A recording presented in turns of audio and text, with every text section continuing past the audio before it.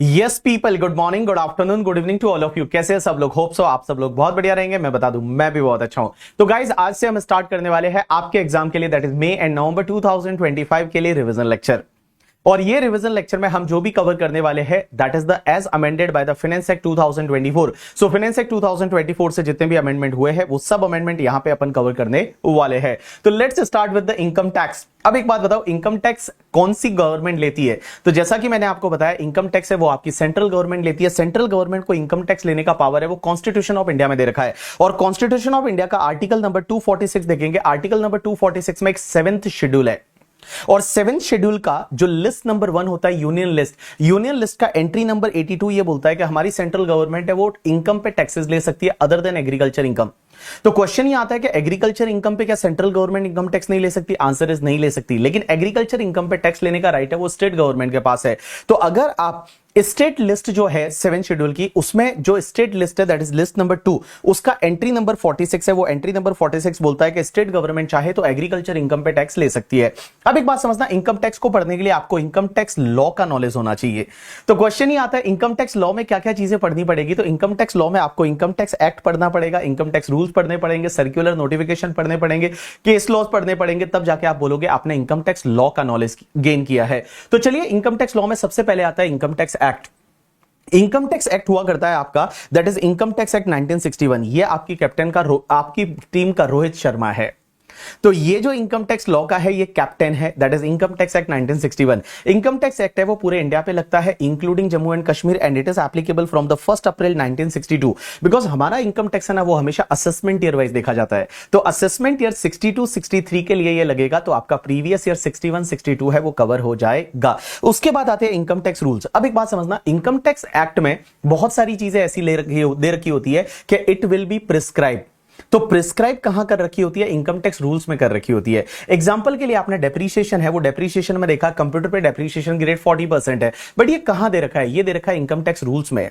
उसके बाद परक्यूजिट के जो वैल्यूशन है वो वैल्यूशन के रूल्स कहां दे रखे हैं? इनकम टैक्स रूल्स में दे रखे हैं। आपको इनकम टैक्स रिटर्न फाइल करना पड़ेगा in the prescribe form. ITR form कहां दे रखे हैं? इनकम टैक्स रूल्स में दे रखे हैं। तो रूल्स जो होते हैं वो इनकम टैक्स एक्ट को सपोर्ट करने के लिए बनाए जाते हैं। उसके बाद आता है एवरी ईयर आपका फाइनेंस एक्ट। तो जितने भी आपके इनकम टैक्स के अमेंडमेंट्स है as well as the GST का अमेंडमेंट है, वो अमेंडमेंट इंक्लूडिंग कस्टम वगैरह के अमेंडमेंट है, वो आपको पता रहेगा हर साल एक बजट आता है। बजट कब आता है? 1 Feb of the financial year को आता है, मतलब 1 फेब को आपका बजट आता है। लेकिन गाइस ध्यान रखना, जिस ईयर में इलेक्शन होता है उस ईयर में 2 बजट आते हैं। एक तुम्हारा इलेक्शन से पहले वाला और एक इलेक्शन के बाद वाला। और इलेक्शन से पहले वाला आता है उसको बोला जाता है फाइनेंस बिल नंबर 1 2024। ऐसा हुआ इस बार क्योंकि इलेक्शन था 2024 में। एंड गाइस दूसरा जो बजट आता है उसको बोला जाता है फाइनेंस बिल नंबर 2 2024। तो इस साल में 2 बजट आए। अब एक बात बताऊं, जो पहला वाला बिल आया था ना फाइनेंस नंबर 1 बिल, उसमें कोई ऐसे अमेंडमेंट थे नहीं, 3-4 छोटे छोटे अमेंडमेंट थे करके, बट मेजर अमेंडमेंट जो इनकम टैक्स में हुए वो फाइनेंस नंबर 2 बिल 2024 है, उसके थ्रू हुए। और मैं बता दूं ये फाइनेंस नंबर 2 जो बिल है ये कब आया था? ये निर्मला सीतारमण जी ने प्रेजेंट किया था ऑन द 23 जुलाई 2024 को। ये डेट याद रखनी पड़ेगी बिकॉज इस साल बहुत सारे अमेंडमेंट ऐसे हैं जो 23 जुलाई 2024 से एप्लीकेबल हो रहे हैं। तो 23 जुलाई 2024 से निर्मला सीतारमण जी ने ये बजट प्रेजेंट किया। अब एक चीज समझना, इसके बाद में हमारे प्रेसिडेंट ने इस पे साइन किया और जिस दिन साइन कर लेते हैं वो फाइनेंस एक्ट बन जाता है। तो साइन हुआ वो 16 अगस्त 2024 को हुआ, वहां पे एसेंट मिला प्रेसिडेंट का, और उसके बाद ये फाइनेंस एक्ट 2024 बन गया। And this is applicable for your examination. उसके बाद एक चीज समझना, इनकम टैक्स लॉ को पढ़ने के लिए आपको सर्कुलर नोटिफिकेशन का भी नॉलेज होना चाहिए। सर्कुलर बेसिकली क्या होता है कि अगर मान लो किसी भी प्रोविजन में कुछ भी ऐसा डाउट है या कोई भी कॉन्फ्लिक्ट आ रहा है, तो वहां पे उसको क्लेरिफाई करने के लिए क्या करती है सीबीडीटी के पास ये पावर है कि सीबीडीटी सर्कुलर इशू करती है। एक होता है नोटिफिकेशन। नोटिफिकेशन क्या होता है? अमेंडमेंट के इफेक्ट देने के लिए। अगर कोई अमेंडमेंट हुआ है लॉ में और वहां पे ये लिखा हुआ है इट मे बी प्रिस्क्राइब, तो वो प्रिस्क्राइब करने के लिए, अमेंडमेंट का इफेक्ट देने के लिए वो लोग क्या इशू करते हैं? नोटिफिकेशन इशू करते हैं। एक चीज ध्यान रखना, circular is binding to the department, not binding to the SSC, but notification is binding to the department as well as the SSC. उसके बाद में आपके जो Supreme Court and High Court के डिसीजन होते हैं। तो गाइस एक बात बताओ, इंडिया में एक ही सुप्रीम कोर्ट है, तो सुप्रीम कोर्ट पे जितने भी लैंडमार्क जजमेंट होते हैं वो आपको पढ़ने पड़ेंगे। और एक चीज बता दूं, सुप्रीम कोर्ट के जो जजमेंट है ना that is the law of land. जब तक कि लॉ में चेंज नहीं होता, सुप्रीम कोर्ट का जजमेंट है वो माना जाएगा, that is called law of land. उसके बाद यहां पे चार्जिंग सेक्शन होती है इनकम टैक्स की, चार्जिंग सेक्शन नंबर 4 होती है। चार्जिंग सेक्शन नंबर 4 क्या बोलती है कि इनकम टैक्स आपको एवरी असेसमेंट ईयर में लगेगा, एवरी असेसमेंट ईयर में लगेगा। एवरी पर्सन पे लगेगा। एंड जो इनकम आप प्रीवियस ईयर में अर्न करते हैं, जो भी इनकम आपने प्रीवियस ईयर में अर्न किया, उस पे असेसमेंट ईयर में आपको इनकम टैक्स लगेगा। और रेट कौन सी लोगे, जो कि फाइनेंस एक्ट में दे रखी है, वो आपको रेट लेनी पड़ेगी। प्रीवियस ईयर असेसमेंट ईयर किसको बोलते हैं? तो प्रीवियस ईयर का मतलब ऐसा ईयर जिस ईयर में आप इनकम को कमाते हैं, that is called previous year. और जिस ईयर में आप जाके उस पर रिटर्न फाइल करते हैं, उस पर टैक्स भरते हैं, that is called your assessment year. For your examination your previous year is 24-25 means 1 अप्रैल 2024 से लेकर 31 मार्च 2025 के बीच में जो भी आप इनकम कमाओगे, उस पे असेसमेंट ईयर 25-26 में मींस 1 अप्रैल 2025 से लेकर 31 मार्च 2026 के बीच में आपको रिटर्न फाइल करना है, टैक्स भरना है and all, that is called your assessment year. अब एक चीज समझना, असेसमेंट ईयर है ना, वो हमेशा 12 मंथ का पीरियड रहता है।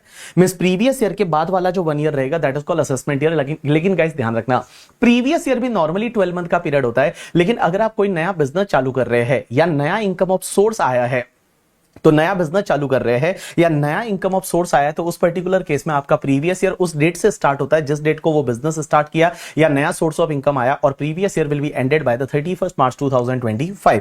तो यहां पे जैसे मैंने एक एग्जांपल लिया कि मान लो for an example I have started my business on the 10 December 2024, तो मेरा प्रीवियस ईयर 10 दिसंबर 2024 से स्टार्ट होगा एंड 31 मार्च 2025 तक कंप्लीट हो जाएगा। उसके बाद पर्सन की डेफिनेशन में कौन कौन आता है तो बता दूं मैं, ये सब इंटरमीडिएट में आप पढ़ चुके हो। तो पर्सन में इंडिविजुअल आता है, एचयूएफ आता है, एओपी बीओए आता है, आर्टिफिशियल ज्यूरिडिकल पर्सन आता है, उसके बाद कंपनी आता है, फर्म एलएलपी आता है एंड लोकल अथॉरिटी आता है। ये तुम्हारे पर्सन की डेफिनेशन में आते हैं। एसएससी कौन होता है? तो पर्सन में से जो भी अगर मान लो टैक्स भरने के लिए लाइबल है, टैक्स भरने के लिए, पेनल्टी भरने के लिए, इंटरेस्ट भरने के लिए, if any person is liable to pay any sum under the income tax law, that person is known as the assessee. एक बात बता दूं, मैं एसएससी हूं, मैं पर्सन भी हूं और एसएससी भी हूं, because I am paying the tax. There में भी पॉसिबिलिटी कि आप लोग पर्सन तो है बट आप एसएससी नहीं है, बिकॉज आप अगर इनकम टैक्स पे नहीं करते तो आप एसएससी नहीं है बट आप पर्सन है। तो मैं ऐसा बोल सकता हूं, every assessee is a person, but every person does not mean assessee. So every assessee is the person, but every person is not a assessee. You got my point or not? Yes. Now next part आता है, एक बात बताओ, जब भी आप income कमाते हैं तो इनकम आप प्रीवियस ईयर में कमाते हैं and you use to pay the taxes in the assessment year, you use to file the return in the assessment year. आपको रिटर्न असेसमेंट ईयर में फाइल करना पड़ता है। तो जैसे प्रीवियस ईयर में आपने इनकम कमाया, 24-25 इज योर प्रीवियस ईयर, जो इनकम कमाया उस पर आप रिटर्न कब फाइल करेंगे? 31 जुलाई 2025 को जाके करेंगे, या 31 अक्टूबर 2025, या ट्रांसफर प्राइसिंग वालों के लिए 30 नवंबर 2025 असेसमेंट ईयर में आप रिटर्न फाइल करते हैं। लेकिन गाइस इसके 5 एक्सेप्शनल केसेस है, जिसमें क्या होता है कि प्रीवियस ईयर में अगर आप इनकम कमाते हो तो प्रीवियस ईयर में ही आपको अपना इनकम टैक्स रिटर्न है, वो आईटीआर है, वो फाइल करना पड़ेगा। सर कौन कौन से ये आपके 5 एक्सेप्शनल केसेस है? सबसे पहला सेक्शन 172, और ये 172 तो मैंने आपको पता है पीजीबीपी पढ़ाते टाइम एक बताया था कि अगर नॉन रेजिडेंट है और जो शिपिंग बिजनेस में है, तो नॉन रेजिडेंट शिपिंग बिजनेस में है और वो शिप लेके अगर इंडिया आता है, अगर नॉन रेजिडेंट शिपिंग बिजनेस में है और वो शिप लेके इंडिया आता है, तो इंडिया में जितना गुड्स या पैसेंजर लोड हुआ, इंडिया में जितना भी गुड्स या पैसेंजर लोड हुआ, उसका जितना भी भाड़ा मिला, वर्ल्ड में कहीं भी मिला हो, जितना भाड़ा मिला उसका 7.5% आपका इनकम माना जाता है। और उस पे सेक्शन 172 के हिसाब से आपको फॉरेन कंपनी की tax rate, now foreign company tax rate is 35%, तो 35% की रेट से आपको टैक्स भरने के बाद ही आपके शिप को यहां से जाने दिया जाएगा, उससे पहले नहीं जाने दिया जाएगा। तो देखो प्रीवियस ईयर में इनकम कमा रहे हैं और प्रीवियस ईयर में ही आपको रिटर्न फाइल करना पड़ेगा, आपको टैक्स भरना पड़ेगा इन केस ऑफ द सेक्शन 172। तो 172 क्या बोलती है कि अगर कोई भी नॉन रेजिडेंट है जो कि शिपिंग बिजनेस में है और वो इंडियन पोर्ट्स पे जो भी गुड्स लोड करके जा रहा है, जो भी पैसेंजर है, मेल है, यहां से लोड हो रहा है, शिप्ड हो रहे हैं ऑन द इंडियन पोर्ट, उसका भाड़ा वर्ल्ड में कहीं भी मिला हो, उसके भाड़े का 7.5% है, वो आप इनकम बताओगे और उस पे आपको फॉरेन कंपनी की टैक्स रेट रहती है 35% और हेल्थ एंड एजुकेशन सेस आपको ऐड करना पड़ेगा। उतना टैक्स भरने के बाद ही आपको इंडिया से जाने दिया जाएगा और इंडिया में उतना टैक्स आपको प्रीवियस ईयर में पे करना पड़ेगा, रिटर्न भी आपको प्रीवियस ईयर में ही फाइल करना पड़ेगा। अब एक चीज समझना, ये जो सेक्शन 172 है ना, this is the mandatory section, मतलब ये तो फॉलो करना ही पड़ेगा। उसके बाद में गाइस ये जो 4 सेक्शन मैं आपको बता रहा हूं ना, इसमें बेटा तभी आपको रिटर्न फाइल करना है प्रीवियस ईयर में जब एओ आपको बोलता है। सबसे पहली सेक्शन 174 क्या बोलती है कि अगर एओ को लगता है कि कोई पर्सन है वो इंडिया छोड़ के जा रहा है परमानेंटली, अगर कोई पर्सन है वो इंडिया छोड़ के जा रहा है, विजय माल्या बनने वाला है, परमानेंटली इंडिया छोड़ के जा रहा है, तो उस पर्टिकुलर केस में एओ को अगर ऐसा लगता है तो एओ उसको बोल सकता है कि तुमको प्रीवियस ईयर में ही अपना रिटर्न फाइल करना है और उस पर जो टैक्स आता है वो पे करना है। दूसरा सेक्शन 174 ये बोलती है कि अगर आपने कोई भी एओपी बीओआई या आर्टिफिशियल ज्यूरिडिकल पर्सन किसी भी पर्टिकुलर इवेंट के लिए बनाया था या पर्टिकुलर पर्पस के लिए बनाया था और वो पर्टिकुलर इवेंट या पर्पस खत्म हो गया, कंप्लीट हो गया। तो अगर एओ को ऐसा लगता है, यहां पे एक बात बताऊं, इन सब सेक्शन में ऐसा लिखा हुआ है कि एओ को ऐसा लगता है, तो एओ को ऐसा लगता है तो एओ बोल सकता है कि प्रीवियस ईयर में ही आपको रिटर्न फाइल करना है और प्रीवियस ईयर में ही आपको टैक्स पे करना है। उसके बाद एक सेक्शन होती है 175। 175 क्या बोलती है कि अगर कोई पर्सन है वो टैक्स को बचाने के लिए क्या कर रहा है कि अपनी असेट वगैरह ट्रांसफर कर रहा है, असेट वगैरह ट्रांसफर कर रहा है to avoid the income tax. ये कैसे हो सकता है? जैसे फॉर एन एग्जांपल कोई पर्सन ऐसा है जो इंसॉल्वेंट होने वाला है, अब उसको लगता है कि इंसॉल्वेंट होने के बाद मुझे कुछ भी टैक्स वैक्स भरना नहीं पड़ेगा, तो वो क्या कर रहा है, इंसॉल्वेंट होने से पहले अपनी जो असेट है वो नियर एंड डियर को प्रीवियस ईयर में ट्रांसफर कर रहा है, जिससे कि असेसमेंट ईयर में उसको टैक्स ही ना भरना पड़े। तो उस पर्टिकुलर केस में अगर एओ को ऐसा लग रहा है कि कोई भी पर्सन है वो असेट को ट्रांसफर कर रहा है या उसका चार्ज क्रिएट कर रहा है to avoid the income tax, तो उस पर्टिकुलर केस में एओ उसको बोल सकता है कि प्रीवियस ईयर में ही आपको इनकम टैक्स पे करना पड़ेगा और प्रीवियस ईयर में ही आपको रिटर्न फाइल करना पड़ेगा। उसके बाद एक सेक्शन आती है 176। 176 is related to the discontinued business. इसमें क्या होता है कि अगर एओ को ऐसा लगता है कि कोई भी बिजनेस इस साल में डिसकंटिन्यू हुआ है,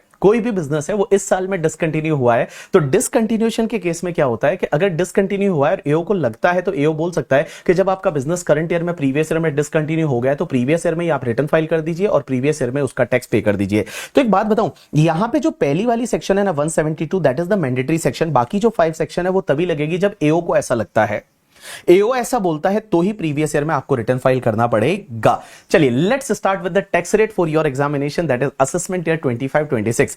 तो सर असेसमेंट ईयर 25-26 के लिए टैक्स रेट क्या है? तो मैं बता दूं, ये जो टैक्स रेट है as per the finance act 2024। एक बात बताऊं, there are 2 type of the tax rate. एक होती है आपकी जनरल टैक्स रेट, एक होती है special tax rate. General tax rate वो होती है जो कि फाइनेंस एक्ट में दे रखी है, जो फाइनेंस एक्ट में दे रखी होती है, स्लैब रेट वगैरह, ये जनरल टैक्स रेट है। But guys special tax rate क्या होती है? कुछ इनकम ऐसी होती है जिसपे स्पेशल रेट से टैक्स लगता है, जो कि इनकम टैक्स एक्ट में दे रखी है। तो अगर आपसे कोई पूछे कि जनरल टैक्स रेट कहां दे रखी है, फाइनेंस एक्ट में दे रखी होती है, और special tax rate income tax act में दे रखी होती है। जैसे लॉन्ग टर्म कैपिटल गेन पे 20% टैक्स लगता था, अभी 12.5% हो गया है, that is the special tax rate. Winning की इनकम पे 30% टैक्स लगता है, that is the special tax rate, that is given in the income tax act 1961। You got my point और नॉट? यस। तो चलिए सबसे पहले हम बात करते हैं जनरल टैक्स रेट पे। सर जनरल टैक्स रेट है वो क्या है? तो मैं बता दूं, जनरल टैक्स रेट इस साल के लिए individual HUF AOP BOI artificial juridical person के केस में कुछ भी चेंज नहीं है।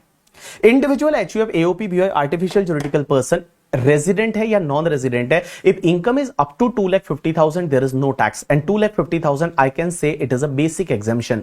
बेसिक एग्जेम्पशन को लॉ में लिखा होता है maximum amount which is not chargeable to tax. So 2,50,000 is a basic exemption, 250 to 5 lakh, 5%, 5 lakh to 10 lakh, 20% more than 10 lakh, 30%। अब एक चीज समझना, अगर कोई रेजिडेंट इंडिविजुअल जो कि सीनियर सिटीजन है, अब एक बात समझना, सीनियर सिटीजन का मीनिंग होता है यहां पे रेजिडेंट इंडिविजुअल जिसका एज 60 इयर्स या उससे ज्यादा हो चुका है in previous year but less than 80 years. तो अगर कोई सीनियर सिटीजन है, प्रीवियस ईयर का मतलब प्रीवियस ईयर 24-25, और 24-25 में किसी का एज अगर 60 इयर्स या उससे ज्यादा हो चुका है तो that is called senior citizen. In case of senior citizen there is a 3 lakh is a basic exemption, 3 lakh to 5 lakh, 5%, 5 lakh to 10 lakh, 20% more than 10 lakh, 30%। अब एक चीज समझना, अगर कोई सुपर सीनियर सिटीजन है, सुपर सीनियर सिटीजन किसको बोलेंगे कि अगर कोई रेजिडेंट इंडिविजुअल जिसका एज 80 इयर्स या उससे ज्यादा हो चुका है प्रीवियस ईयर में, that is called super senior citizen. In case of super senior citizen up to 5 lakh there is no tax, that is the basic exemption, 5 lakh to 10 lakh, 20% more than 10 lakh, 30%। एक चीज ध्यान रखना, super senior citizen के case में आपका जो slab rate है ना वो देखिए 20% एंड 30% है। यहां पे 5% वाला स्लैब रेट नहीं है, लेकिन यहां 2 केस में आप देखोगे ऊपर 5% वाला स्लैब रेट भी है। अब एक चीज समझना गाइस, यहां पे एक चीज ये ध्यान रखना, जब भी मैं सीनियर सिटीजन की बात करता हूं ना या सुपर सीनियर सिटीजन की बात करता हूं, यहां पे रेजिडेंट वर्ड लिखा हुआ है। You have to understand this resident word. इसका मतलब क्या हुआ कि अगर कोई नॉन रेजिडेंट बंदा है, जैसे फॉर एन एग्जांपल दुबई में कोई बंदा रहता है शेख करके, और वो शेख जो बंदा है उसकी एज 72 इयर्स है, तो भी वो सीनियर सिटीजन नहीं है, उसके लिए बेटा ये वाला स्लैब रेट है वही लगेगा।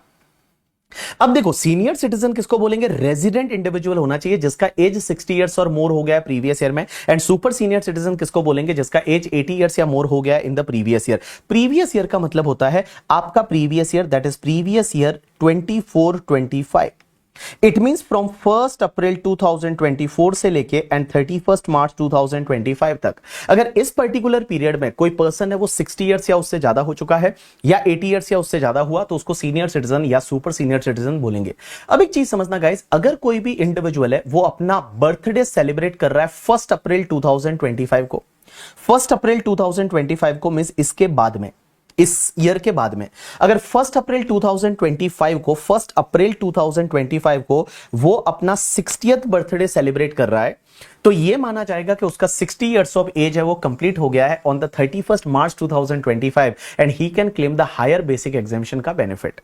तो मैं क्या बोल रहा हूं कि अगर कोई भी इंडिविजुअल है जो अपना 60th बर्थडे सेलिब्रेट कर रहा है या 80th बर्थडे सेलिब्रेट कर रहा है वो 1 अप्रैल 2025 को कर रहा है तो भी ये मान लिया जाएगा कि he has completed the particular age of 60 years or 80 years on the 31st March 2025 only and he can claim the higher basic exemption of the 3 lakh and 5 lakh। अब एक और चीज समझना, सरचार्ज लगता है, आंसर इज यस।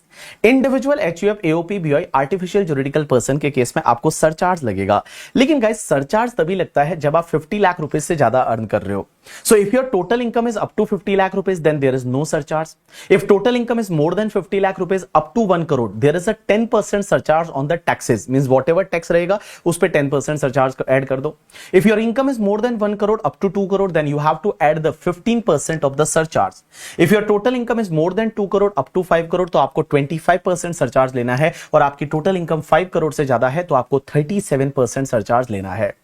तो मैंने क्या बोला, आपका सरचार्ज कैसे लगेगा, आपकी अगर टोटल इनकम है वो अप टू 50 लाख है there is no surcharge, 50 lakh से ज्यादा है अप टू 1 करोड़ है तो 10% सरचार्ज, 1 करोड़ से ज्यादा है अप टू 2 करोड़ तक है तो आपका 15% सरचार्ज एंड 2 करोड़ से ज्यादा है अप टू 5 करोड़ है तो आपका 25% सरचार्ज एंड अगर 5 करोड़ से ज्यादा है तो आपका 37% है वो आपका सरचार्ज रहेगा। लेकिन गाइस एक चीज ध्यान रखना, यहां पे 4 स्पेशल इनकम ऐसी है जिस पे मैक्सिमम सरचार्ज 15% हो सकता है। अब ये 4 स्पेशल इनकम कौन सी है तो मैं बता दूं, 3 इनकम तो वही वाली जो आपके शेयर मार्केट से होती है। तो शेयर मार्केट से अगर आपको लॉन्ग टर्म कैपिटल गेन होता है under section 112A, long term capital gain under section 112A, long term capital gain under section 112A जो शेयर मार्केट से लॉन्ग टर्म कैपिटल गेन होता है, या short term capital gain 111A, या फिर आपको डिविडेंड का इनकम मिलता है। तो एक बात बताओ, ये 3 इनकम तो शेयर मार्केट वाली होगी और उसके बाद चौथा जो है that is called your long term capital gain, जो normal long term capital gain है जो कि 112 वाला है। अब एक बात समझना, इस साल से आपकी टैक्स रेट भी चेंज हो गई है, ये जितनी भी टैक्स रेट है उसमें चेंज हो गई है। कैसे? आपका जो लॉन्ग टर्म कैपिटल गेन 112 है ना, पहले उस पर टैक्स कितना लगता था, 10% की रेट से लगता था।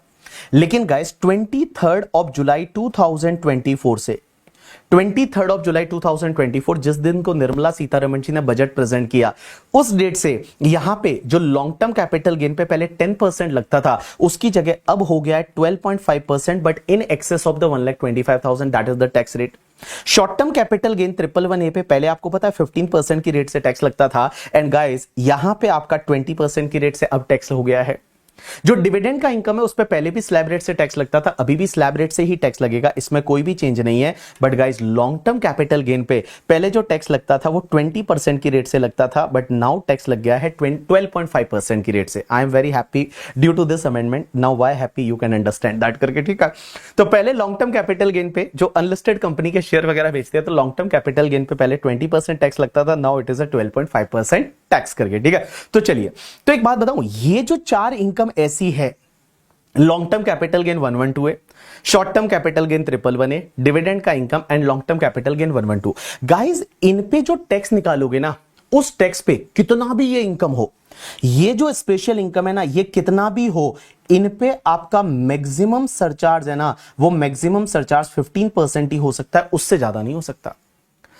देखो नॉर्मली क्या होता है, आपका टोटल इनकम 2 करोड़ से ज्यादा है तो 25% सरचार्ज होता है, 5 करोड़ से ज्यादा है तो 37% सरचार्ज होता है। बट ध्यान रखना, ये जो स्पेशल इनकम है ना, ये स्पेशल इनकम आपका कितना भी हो, भले 10 करोड़ हो, 15 करोड़ हो करके, ठीक है, अगर मान लो ये स्पेशल इनकम है, ये स्पेशल इनकम आपका 100 करोड़ हो, तो भी उस पे टैक्स जो आएगा उस पे मैक्सिमम सरचार्ज कितना लग सकता है? 15% की रेट से लग सकता है, उससे ज्यादा आपको सरचार्ज नहीं लगेगा। तो अगर मान लो मुझे लॉन्ग टर्म कैपिटल गेन 112 वाला होगा और मान लो फॉर एन एग्जांपल वो 10 करोड़ का लॉन्ग टर्म कैपिटल गेन हुआ, तो भी मुझे उस पे सरचार्ज जो लगेगा वो मैक्सिमम कितना लगेगा? 15% की रेट से लगेगा। अब आप एक काम करो, आपको अंडरस्टैंड करने के लिए मैंने एक बढ़िया सा यहां पे बताया, आप समझने की कोशिश करना ये सरचार्ज वाला फंडा कैसे देखना है। तो देखो, individual HUF, AOP, BOI, artificial juridical person के केस में आपकी टोटल इनकम कितनी है वो आप देखो। अगर टोटल इनकम मींस आपकी special income as well as other income, special income means वो 4 इनकम प्लस अदर इनकम सब मिला के, तो if your total income is up to 50 lakh rupees, अगर आपका total income up to 50 lakh rupees ही है तो सरचार्ज नहीं लगेगा। If total income is more than 50 lakh rupees up to 1 crore है तो आप 10% सरचार्ज ऐड करो। If your total income is more than 1 crore up to 2 crore है तो आप 15% की रेट से सरचार्ज ऐड करो। देखो यहां तक आपको कुछ भी अलग तरीके का देखने की जरूरत नहीं है, आपको देखना है total income, total income is special income as well as the other income, दोनों को मिला के। तो total income up to 50 lakh है ना, then there is no surcharge. Total income more than 50 lakh है, अप टू 1 करोड़ है, देन 10% सरचार्ज।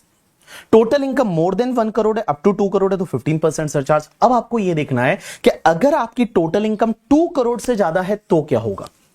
अगर आपकी जो टोटल इनकम है वो टोटल इनकम अगर आपकी 2 करोड़ से ज्यादा है तो क्या होगा। तो देखो, अगर आपकी टोटल इनकम 2 करोड़ से ज्यादा है ना, total income means special income as well as other income सब मिला के total income is more than 2 crore, तो आप एक काम करो, जो स्पेशल इनकम होगा ना उस पे जो टैक्स आएगा उस पे मैक्सिमम सरचार्ज 15% ले लो। तो देखो, your total income is more than 2 crore, तो उस पर्टिकुलर केस में आप एक काम करो, स्पेशल इनकम पे जो टैक्स आएगा उस पे मैक्सिमम सरचार्ज आप 15% ले लो। अब आप देखोगे आपका बैलेंस इनकम कितना है, बैलेंस इनकम आपका कितना है। अगर आप बैलेंस इनकम या other income up to 2 crore है, अदर इनकम जो है वो other income up to 2 crore ही है, 2 करोड़ से ज्यादा नहीं है। अदर इनकम हो सकता है अदर इनकम 20 लाख, 30 लाख, 40 लाख, कितना भी, अप टू 2 करोड़ है। भाई टोटल इनकम तो मोर देन 2 करोड़ था, तो स्पेशल इनकम पे सरचार्ज आ गया आपका 15%, स्पेशल इनकम के टैक्स पे सरचार्ज 15%। अब आपको देखना है अदर इनकम कितना है। If other income is itself within the limit of the 2 crore, तो अदर इनकम के टैक्स पे सरचार्ज आएगा 15%। लेकिन अदर इनकम, स्पेशल इनकम को हटा के other income itself is more than 2 crore up to 5 crore, तो अदर इनकम के टैक्स पे सरचार्ज आएगा 25%। And guys, other income itself is more than 5 crore, तो उस पे सरचार्ज आएगा आपका 37%। यू गॉट माय पॉइंट और नॉट? यस। तो देखो, मैंने आपको क्या बोला, समझने की कोशिश करना। सबसे पहली चीज, अगर आपकी टोटल इनकम है वो अप टू 50 लाख तो there is no surcharge. Total income more than 50 lakh up to 1 crore है तो 10% surcharge, more than 1 crore up to 2 crore है तो 15% सरचार्ज। यहां तक कोई दिक्कत नहीं है। लेकिन आपकी टोटल इनकम अगर 2 करोड़ से ज्यादा है तो आप स्पेशल इनकम के टैक्स पे सरचार्ज ले लो 15%।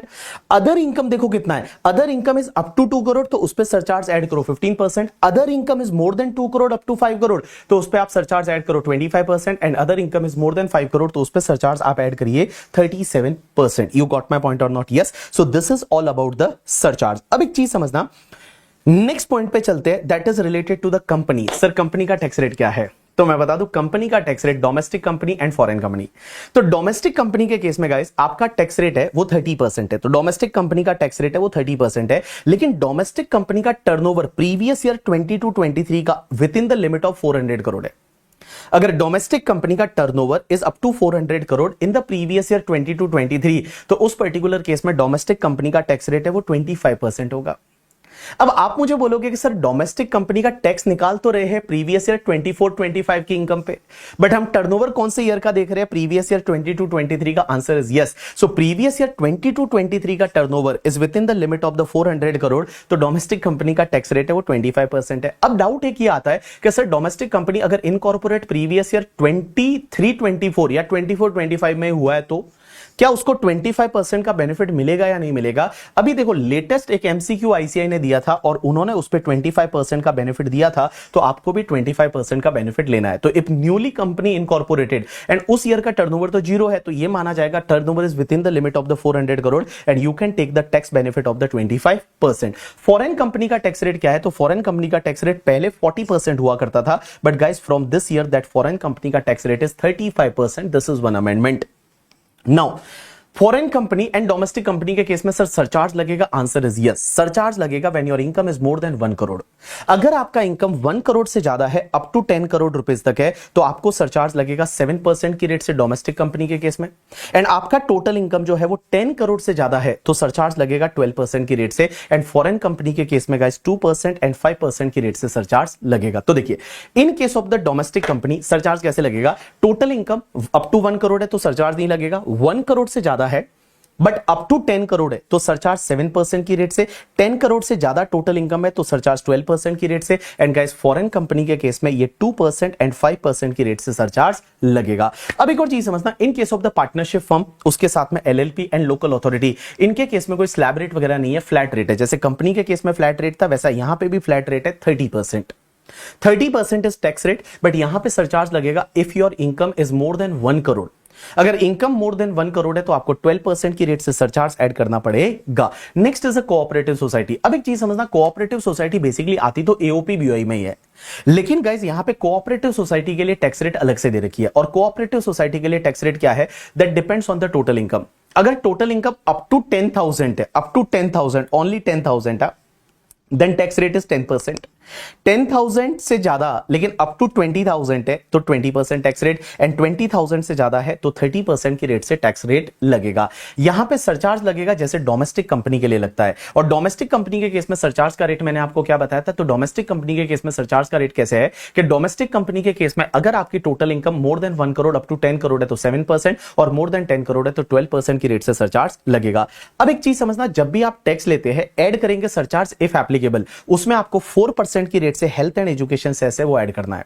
4% की रेट से ऑलवेज आपको हेल्थ एंड एजुकेशन सेस है, वो हेल्थ एंड एजुकेशन सेस 4% की रेट से ऐड करना है। अब एक और चीज समझना, जो भी आप टोटल इनकम लेते हैं एज वेल एज द आप टैक्स लाइबिलिटी निकालते हैं, अगर वो आपका नियरेस्ट रुपीज ऑफ 10 में राउंडेड ऑफ आपको करना है। So whenever you calculate the total income as well as tax आप निकालते हैं, उसको नियरेस्ट रुपीज ऑफ द 10 में राउंडेड ऑफ करना है। जैसे 30,000 एंड 852 है तो आपको 850 लेना है, 854 है तो भी आपको 850 लेना है, 855 है तो आपको 855 है तो आपको 860 लेना है, एंड गाइस 859 है तो भी आपको 860 लेना है। तो नियरेस्ट रुपीज ऑफ द 10 है उसमें आपको राउंडेड ऑफ करना है।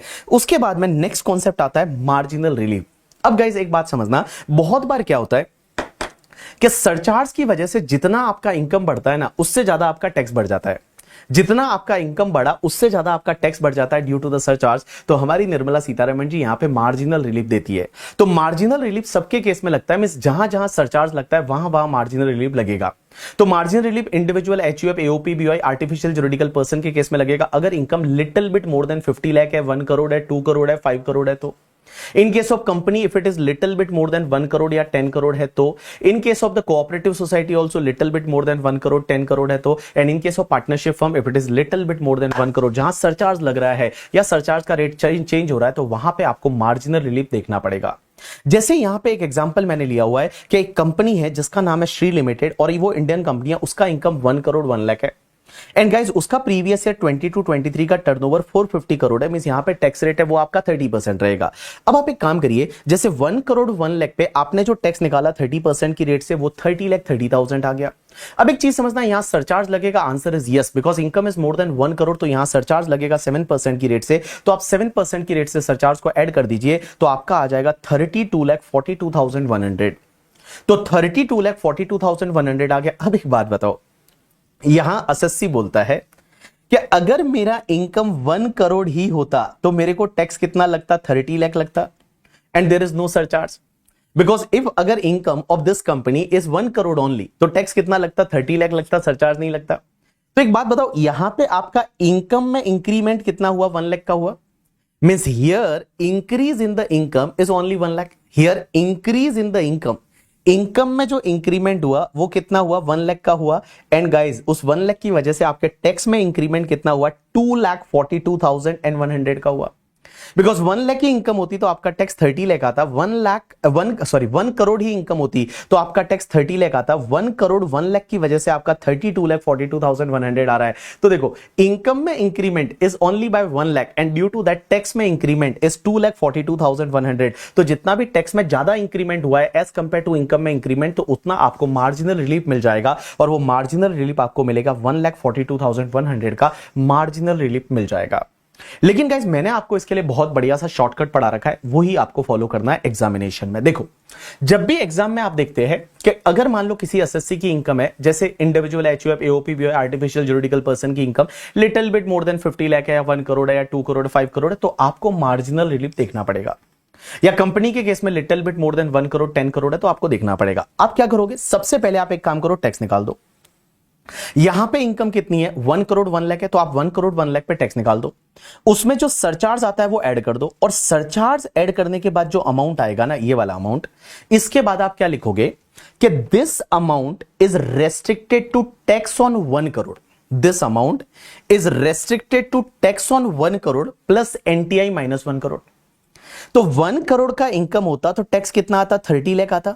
1 करोड़ के ऊपर वाला जो इनकम है वो as it is Nirmala Sitharaman ji को दे दो 1 लाख रुपीस। तो आप एक काम करो, यहां which ever is lower continue करो, क्योंकि मैं क्या बोल रहा हूं, ये जो अमाउंट आएगा this is restricted to 31 lakh, तो 31 लाख से ज्यादा नहीं हो सकता। तो आप एक काम करो, which ever is lower continue करो, तो ऑटोमेटिकली आपको मार्जिनल रिलीफ मिल जाएगा, और फिर आप हेल्थ एंड एजुकेशन सेस को ऐड कर दो। ऐसे का ऐसे क्वेश्चन नंबर 2 देखिए आप। क्वेश्चन नंबर 2 में क्या है कि एक कंपनी है जिसका नाम है ट्री लिमिटेड, जो इंडियन कंपनी है, उसका इनकम है 10 करोड़ 2 लाख एंड 30,000। सो 10 करोड़ 2 लाख 30,000 है, तो यहां पे आप पहले टैक्स निकाल दीजिए। यहां पे 25% का टैक्स रेट लग रहा है, तो 25% से टैक्स निकाल दीजिए। सरचार्ज लगेगा लेकिन 12% की रेट से लगेगा, because income is more than 10 crore, तो 12% की रेट से सरचार्ज निकाल दीजिए। So this is your tax आ गया इंक्लूडिंग सरचार्ज। अब देखो, यहां income little bit more than the 10 crore है ना, और 10 करोड़ के ऊपर सरचार्ज का रेट चेंज हो गया 7 to 12। तो अब आप एक काम करो, ये आप क्या लिखोगे कि ये जो अमाउंट आया है, this amount is restricted to tax on 10 crore. अगर 10 करोड़ ही इनकम होता तो टैक्स कितना आता, और additional income as it is Nirmala Sitharaman ji को दे दो। तो टैक्स ऑन 10 करोड़, तो 10 करोड़ ही अगर आपका इनकम होता तो कंपनी का टैक्स कितना आता, 25% की रेट से 2.5 करोड़। लेकिन गाइस सरचार्ज तो लगता ना, यहां 12% नहीं लगता बट 7% तो लगता। तो आप एक काम करो, 7% की रेट से सरचार्ज ऐड कर दो, तो आपका टैक्स आ जाएगा 2 करोड़ 67,50,000 प्लस जो एडिशनल इनकम ओवर 10 करोड़ है वो आप ऐड कर दो 2,30,000। तो ये अमाउंट आया, तो ऑटोमेटिकली आपको मार्जिनल रिलीफ मिल जाएगा। अब गाइस यहां पे तीसरा एग्जांपल, जैसे एक कोई इंडिविजुअल है, उसका इनकम है 1 करोड़ 1 लाख। तो आप एक काम करो, देखो 1 करोड़ पे सरचार्ज का रेट चेंज हो जाता है, 10% की जगह 15% हो जाता है। तो 1 करोड़ 1 लाख पे पहले आप टैक्स निकाल दो, ऐड कर दीजिए आप सरचार्ज, और सरचार्ज ऐड करने के बाद फिर आप क्या लिखेंगे, this amount is restricted to tax on 1 crore plus NTI minus 1 crore. तो 1 करोड़ के ऊपर वाला इनकम ही as it is Nirmala Sitharaman ji को दे दो करके, ठीक है। तो आपका tax on 1 crore plus NTI minus 1 crore जो भी आता है, whichever is lower continue करो, ऑटोमेटिकली मार्जिनल रिलीफ मिल जाएगा। अब गाइस एक बात समझना, मैंने यहां पे 2 क्वेश्चन और दे रखे हैं आपको। जैसे एक ऐसा है जिसमें आपकी इनकम 5 करोड़ 7 लाख है, तो यहां पे 5 करोड़ के ऊपर इनकम होती है तो सरचार्ज का रेट चेंज होकर 37% हो जाता है ना। तो आप एक काम करिए, इस पे 5 करोड़ पे पहले टैक्स निकाल दीजिए स्लैब रेट से, ऐड कर दीजिए सरचार्ज 37%, और 37% ऐड करने के बाद फिर क्या लिखेंगे आप, tax on 5 crore plus NTI minus 5 crore. Tax on 5 crore, तो 5 करोड़ ही इनकम होती तो स्लैब रेट से कितना टैक्स आता, और ऐड कर दीजिए 25% सरचार्ज तो लगता, और प्लस आपका 5 करोड़ के ऊपर वाला इनकम कितना है 7,20,000, वो आप ऐड कर दीजिए। तो जो भी अमाउंट आएगा, और जो आपका 5 करोड़ 7 लाख पे टैक्स प्लस सरचार्ज आया था, विच एवर इज लोअर है, उसको आप कंटिन्यू कर दीजिए, ऑटोमेटिकली मार्जिन रिलीफ मिल जाएगा। तो गाइस सिंपल सी चीज है, जब भी आपको लगता है कि इस लिमिट से सरचार्ज लग रहा है या यहां पे सरचार्ज की रेट चेंज हो रही है, तो आपको जैसे इनकम दे रखी है, फॉर एन एग्जांपल जैसे इस केस में कृषिव के केस में जिसकी एज 28 ईयर है, उसका 2 करोड़ 4,40,000 दे रखा है।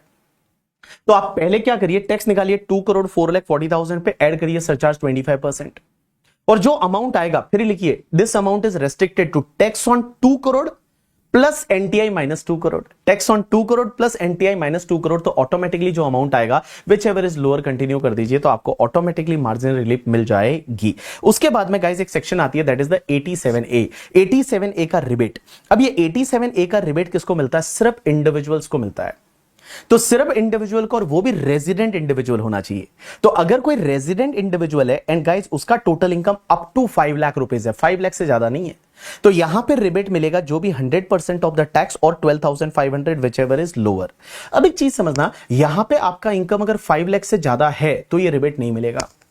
सर अगर 5 लाख 4 रुपीज है तो ये रिबेट मिलेगा, मिल जाएगा ना, क्योंकि 5 लाख 4 रुपीज है तो आप लोअर में 10 में राउंडेड ऑफ करोगे तो 5 लाख आ जाएगा ना, तो आपको ये रिबेट मिल जाएगा। लेकिन अगर 5 लाख 5 रुपीज हुआ तो ये रिबेट नहीं मिलेगा, क्योंकि 5 लाख 5 रुपीज है तो आपका 5 लाख 10 रुपीज हो जाएगा, और 5 लाख 10 रुपीज आपकी टोटल इनकम 5 लाख से ज्यादा है तो आपको ये रिबेट नहीं मिलेगा। बट अगर आपका income up to 5 lakh rupees है तो आपको रिबेट मिलेगा जो भी टैक्स अमाउंट और 12,500 विच एवर इज लोअर। अब एक और चीज समझना, ये रिबेट आपको health and education cess add करने से पहले लेना है, health and education cess add करने से पहले लेना है। एक और चीज समझना, ये रिबेट जो है ना वो आपको 112A के लॉन्ग टर्म कैपिटल गेन के सामने नहीं मिलता।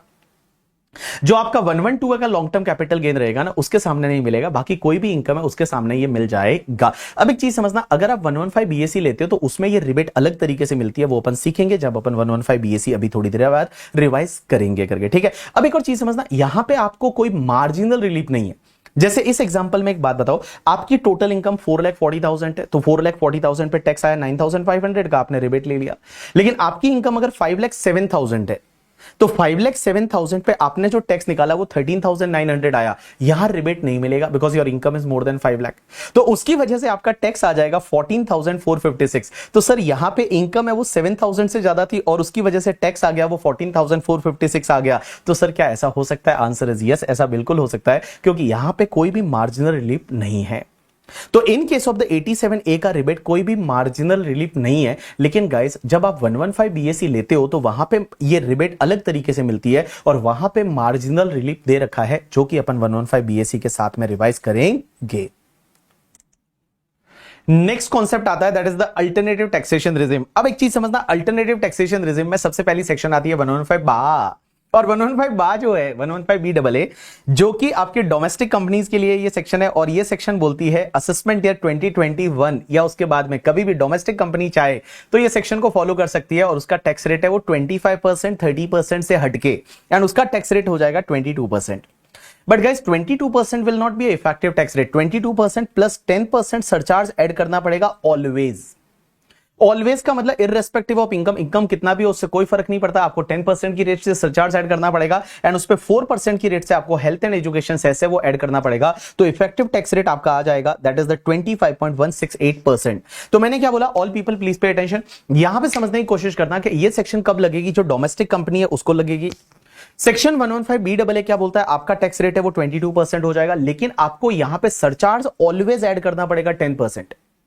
10% की रेट से सरचार्ज ऑलवेज लगेगा, हेल्थ एंड एजुकेशन सेस 4% लगेगा, तो इफेक्टिव टैक्स रेट आपका 25.168% आ जाएगा। अब देखो मैं बोलते टाइम हर बार मैं 22% बोलूंगा, बट आप हमेशा ध्यान रखेंगे। देखिए मैं आपको पहले ही बता देता हूं कि गाइज ये जो 4 सेक्शन है, एक तो 115 BAA, एक 115 BAB, एक 115 BAD एंड एक 115 BAE। ये जो 4 सेक्शन है मैंने 115 BAC नहीं लिया, याद ध्यान रखना।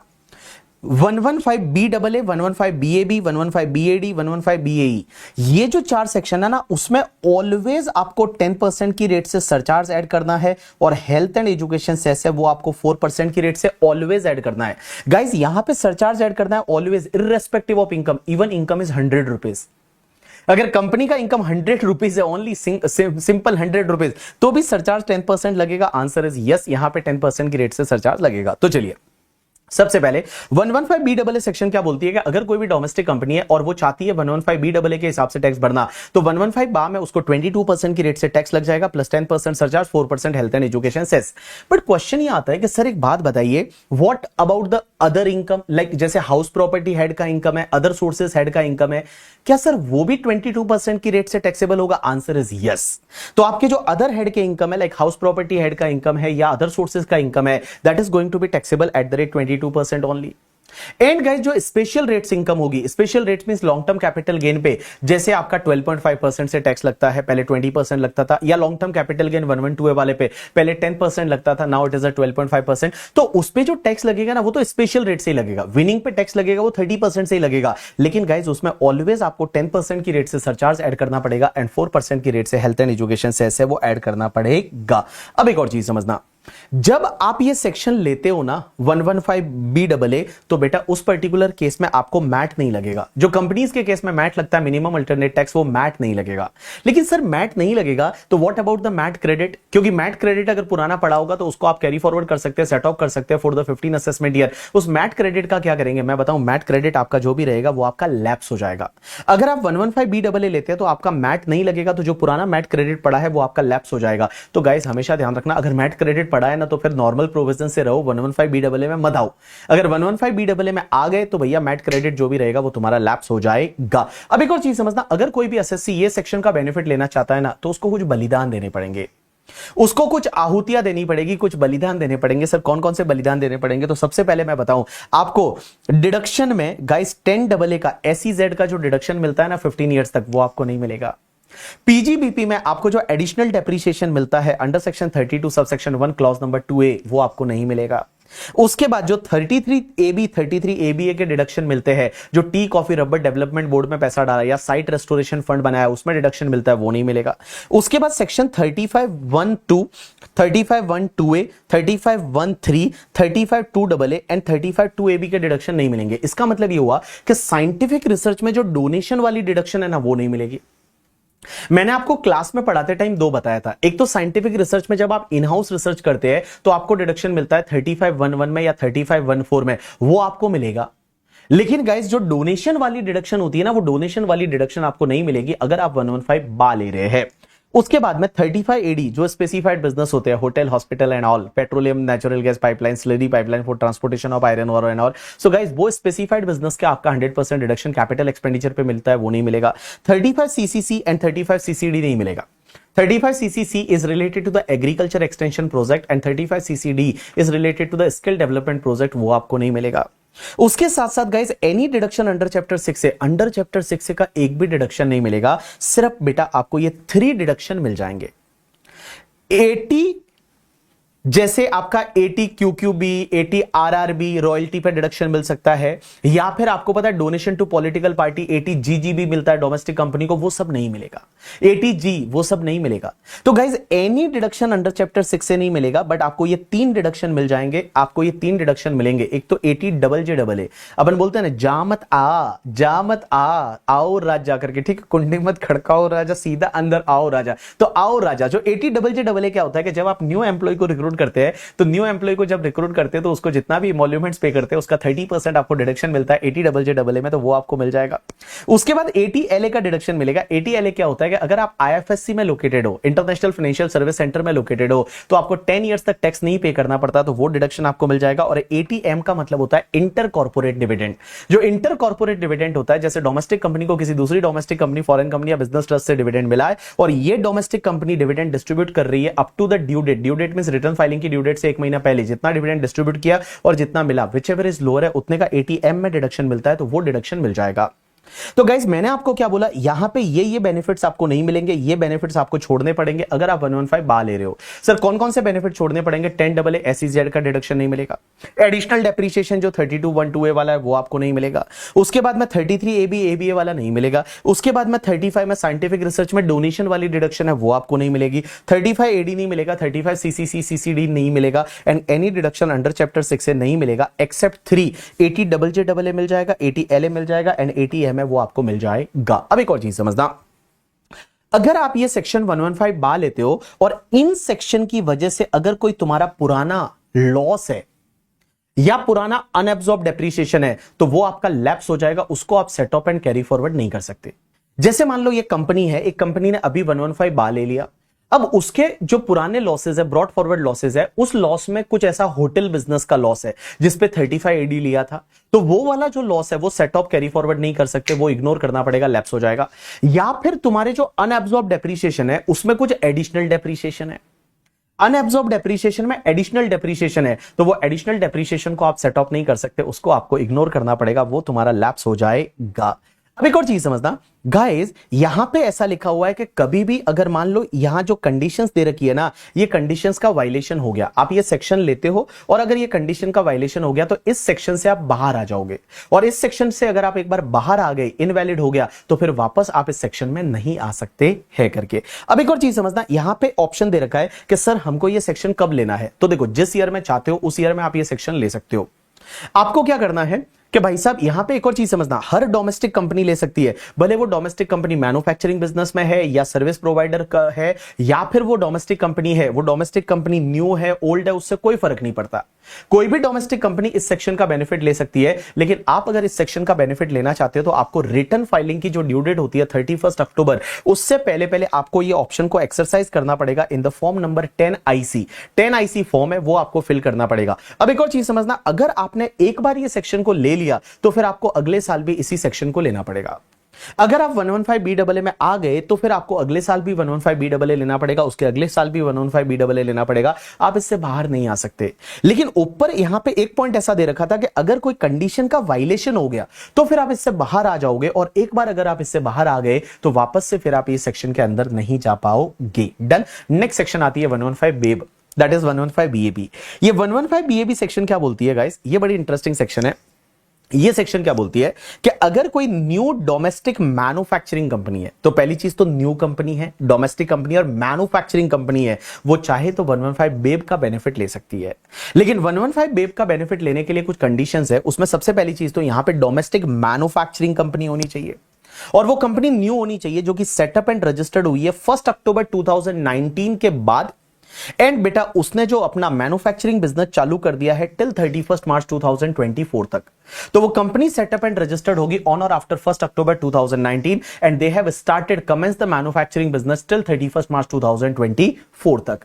अब एक बात समझना, अगर कोई भी डोमेस्टिक न्यू मैन्युफैक्चरिंग कंपनी है तो उस पर्टिकुलर केस में उसको कौन सी रेट से टैक्स पे करना पड़ेगा, तो मैं बताऊं यहां पे उसकी बिजनेस की इनकम पे टैक्स रेट रहेगा वो 15% रहेगा, ओनली 15% गाइस। कितना इंटरेस्टिंग है, सिर्फ 15% की रेट से टैक्स पे करो और उसमें 10% सरचार्ज ऑलवेज लगेगा, हेल्थ एंड एजुकेशन सेस 4% लगेगा, सो इफेक्टिव टैक्स रेट है वो आपका 17.16% आ जाएगा। तो वो जो न्यू डोमेस्टिक मैन्युफैक्चरिंग कंपनी है उसकी जो मैन्युफैक्चरिंग बिजनेस की इनकम होगी उस पे आपका 17.16% की रेट से टैक्स आ जाएगा।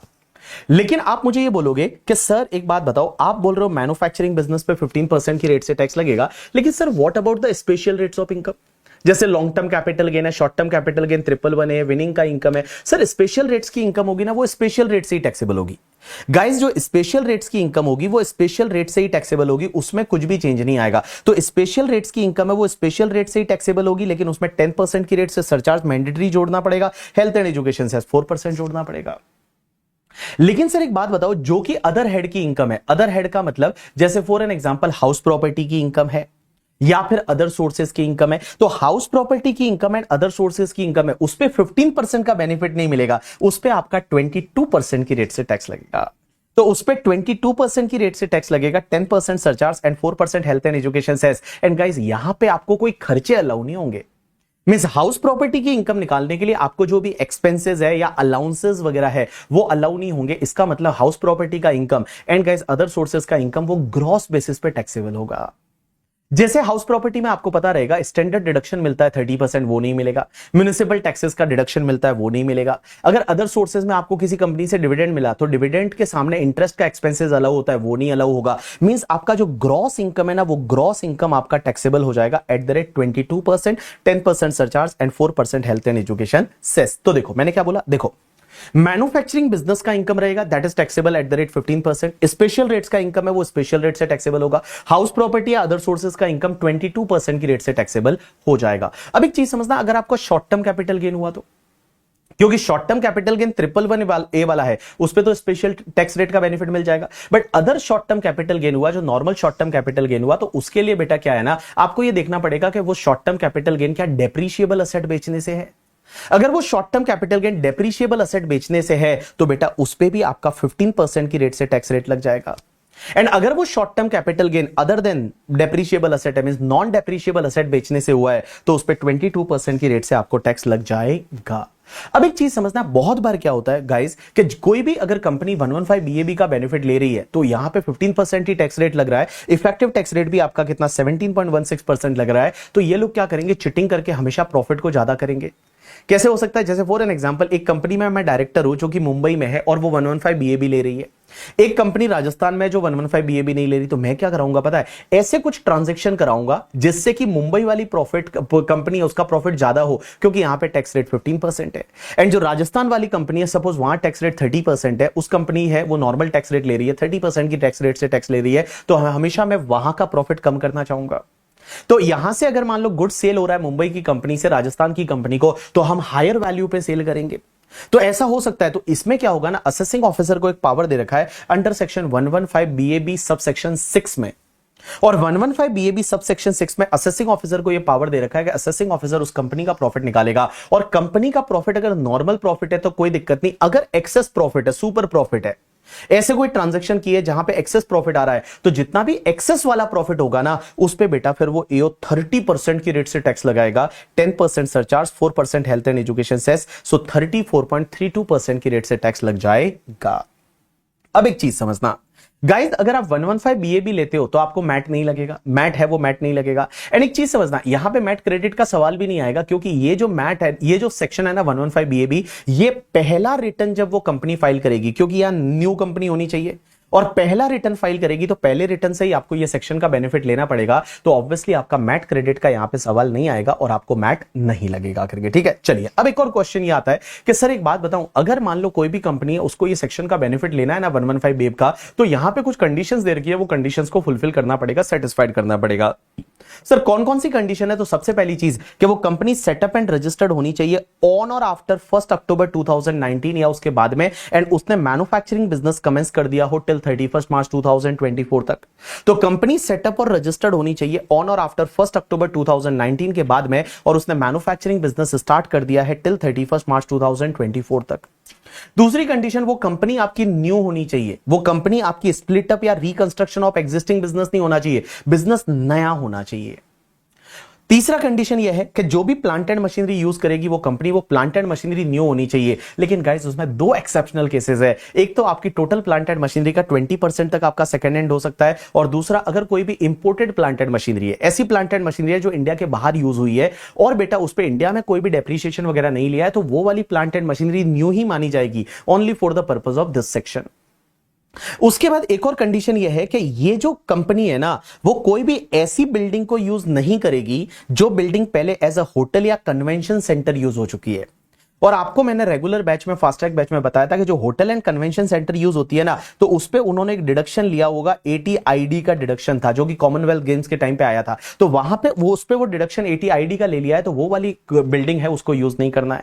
तो कंपनी कोई भी ऐसी बिल्डिंग को यूज नहीं करेगी जो पहले एज अ होटल या कन्वेंशन सेंटर यूज हुआ है। उसके बाद में कंडीशन यह है कि ये कंपनी जो है ना, ये आपके मैन्युफैक्चरिंग बिजनेस में होनी चाहिए। मैन्युफैक्चरिंग बिजनेस या उससे रिलेटेड रिसर्च कर रही है, या फिर जो गुड्स मैन्युफैक्चर कर रही है उसको डिस्ट्रीब्यूशन कर रही है, सिर्फ यही काम करेगी। इसके अलावा बिजनेस में नहीं होनी चाहिए। Means they should be into the manufacturing business and research related to that business and distribution of product manufacture by that company. अगर ये बिजनेस करेगी तो ही बेटा ये सेक्शन का बेनिफिट मिलेगा। अब एक चीज समझना, कुछ बिजनेसेस ऐसे जो मैन्युफैक्चरिंग में नहीं आएंगे। सबसे पहले अगर आप कोई कंप्यूटर सॉफ्टवेयर बनाते हैं, computer software banana is not a manufacturing, ये आपका मैन्युफैक्चरिंग नहीं है। तो अगर कंप्यूटर सॉफ्टवेयर बनाते हैं, this is not a manufacturing. अगर आप माइनिंग करते हैं, mining is not a manufacturing. अगर मार्बल ब्लॉक्स होते हैं उसको साइड, उसको जो है वो मान लो स्लाइस में काटते हैं, मींस आपको उसको टाइल्स में काटते हैं या स्लैब्स में काटते हैं, ये मैन्युफैक्चरिंग नहीं है।